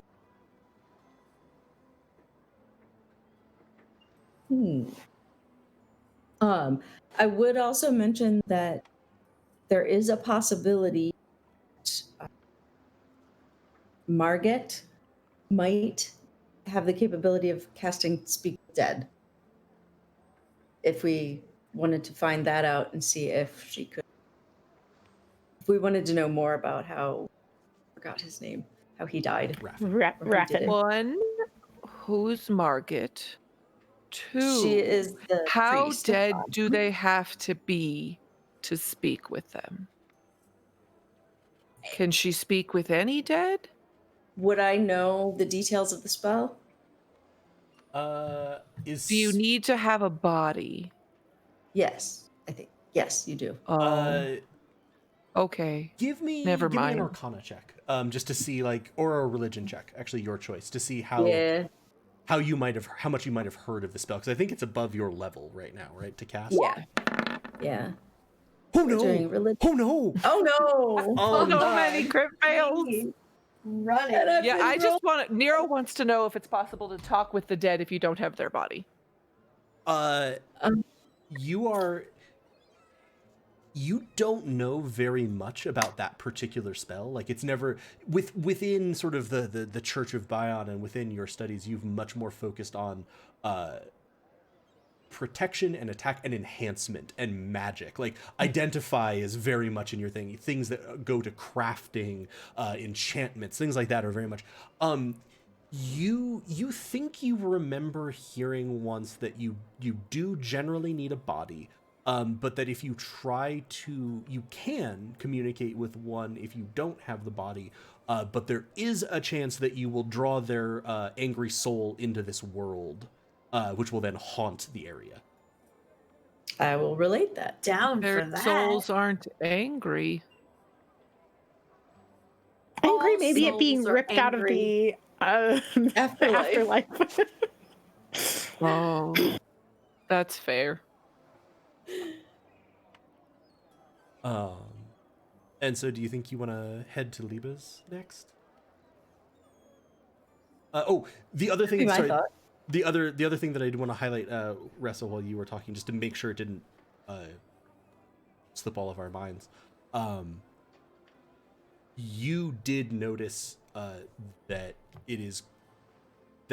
Salate is the only person you have seen not in your party carrying what you're pretty sure killed this man in terms of weapons. And I don't know if you wanted to say that or not. I just wanted to make sure. Oh yeah, absolutely. Because we talked about that sort of as a group, and I'm like, okay, that could slip that the characters haven't heard this. Yeah, Yeah, be like, I would what? definitely say that at some point. But Oh shit! Should we Say go what? find? I was listening. Did this person? Does she know that we know about this body? Like, is she? yes, Well, she gave does. me major attitude. She does not like us, or she's angry with us. I'm getting a bad I haven't vibe. even met her. How could she not like me? Nero, you were right there. I'm where? To be fair, I'm pretty sure that Nero considers meeting someone to consist of, "Hi, my name is Nero. What's yours?" And that ritual has not been completed. Okay, fair. You Mm-mm. were near me when she gave shade. Giving shade seems like a nice Okay, thing to so do. Salate. No. No. This person, if she knows that we know, let's say she killed Raffin, and then she was in the square when Dent and everyone got together, and the whole group marched over here. There's a dead body. Liba's running around being like, I gotta get my medic kit to the dead body. Salate was there when that happened? Yeah. Salate heard about the dead body and reacted, and then she left. She went back. Good thing she to can't leave the her island home, because right? we don't know. Well, okay, I wasn't there, but To I the think we don't woods, know I where she went. believe. I think she said she was going back to her home, which was outside of town. Yes, she said something along the lines of it. It's not even necessarily clear if it was her home, but she was going. I think she was actually partially going to get your horses, because she was the one who was like the stable master, and so she was like going to like the stables, and I think she did imply that like her house was out, sort of on the outskirts of town. I also remember that she wasn't like super keen on Ressa healing the wounds that Ressa noticed that she had. She did not want me to heal her. Right. I offered and she declined. So, Salate definitely an imposter. Definitely sus. 3 votes. She's off. We're ejecting her. Okay, so if that's the case, I feel like she's probably. I mean, she could be doing anything right now. Like, she could be hiding. She could be trying to find a boat to get off the island. Not that that will probably go very well for her. But, like, also, if maybe it would go well for her, because if she killed this person and then there's these tentacles, like, maybe she's a fish person in disguise. Like, we have to find her. There's so many things to do. 100%. So, Nero first. And I were being led towards the harbor to a warehouse, which means we were kind of like in the marketplace area of town when Dent found us and started talking about a dead body.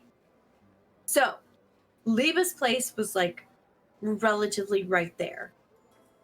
I feel like if we go kind of back around, we'll hit up Liba, and then we can head off to find Shifty Chick. Agreed. Okay. All right. And I think with you all deciding on your next actions, let's go ahead and call it there for tonight.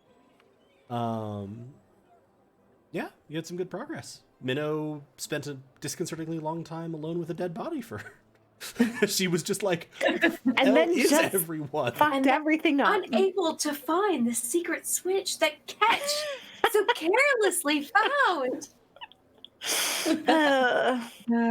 Poor I will Minnow. also say, Elise, I'm sorry, your rolls were freaking brutal tonight. Minnow had a tough night. Change your fucking fish back to a bird. I'm going to Appease your fey helper. Appease your fae. When do we have an hour to sit still? Then I will have a bird again. Yeah.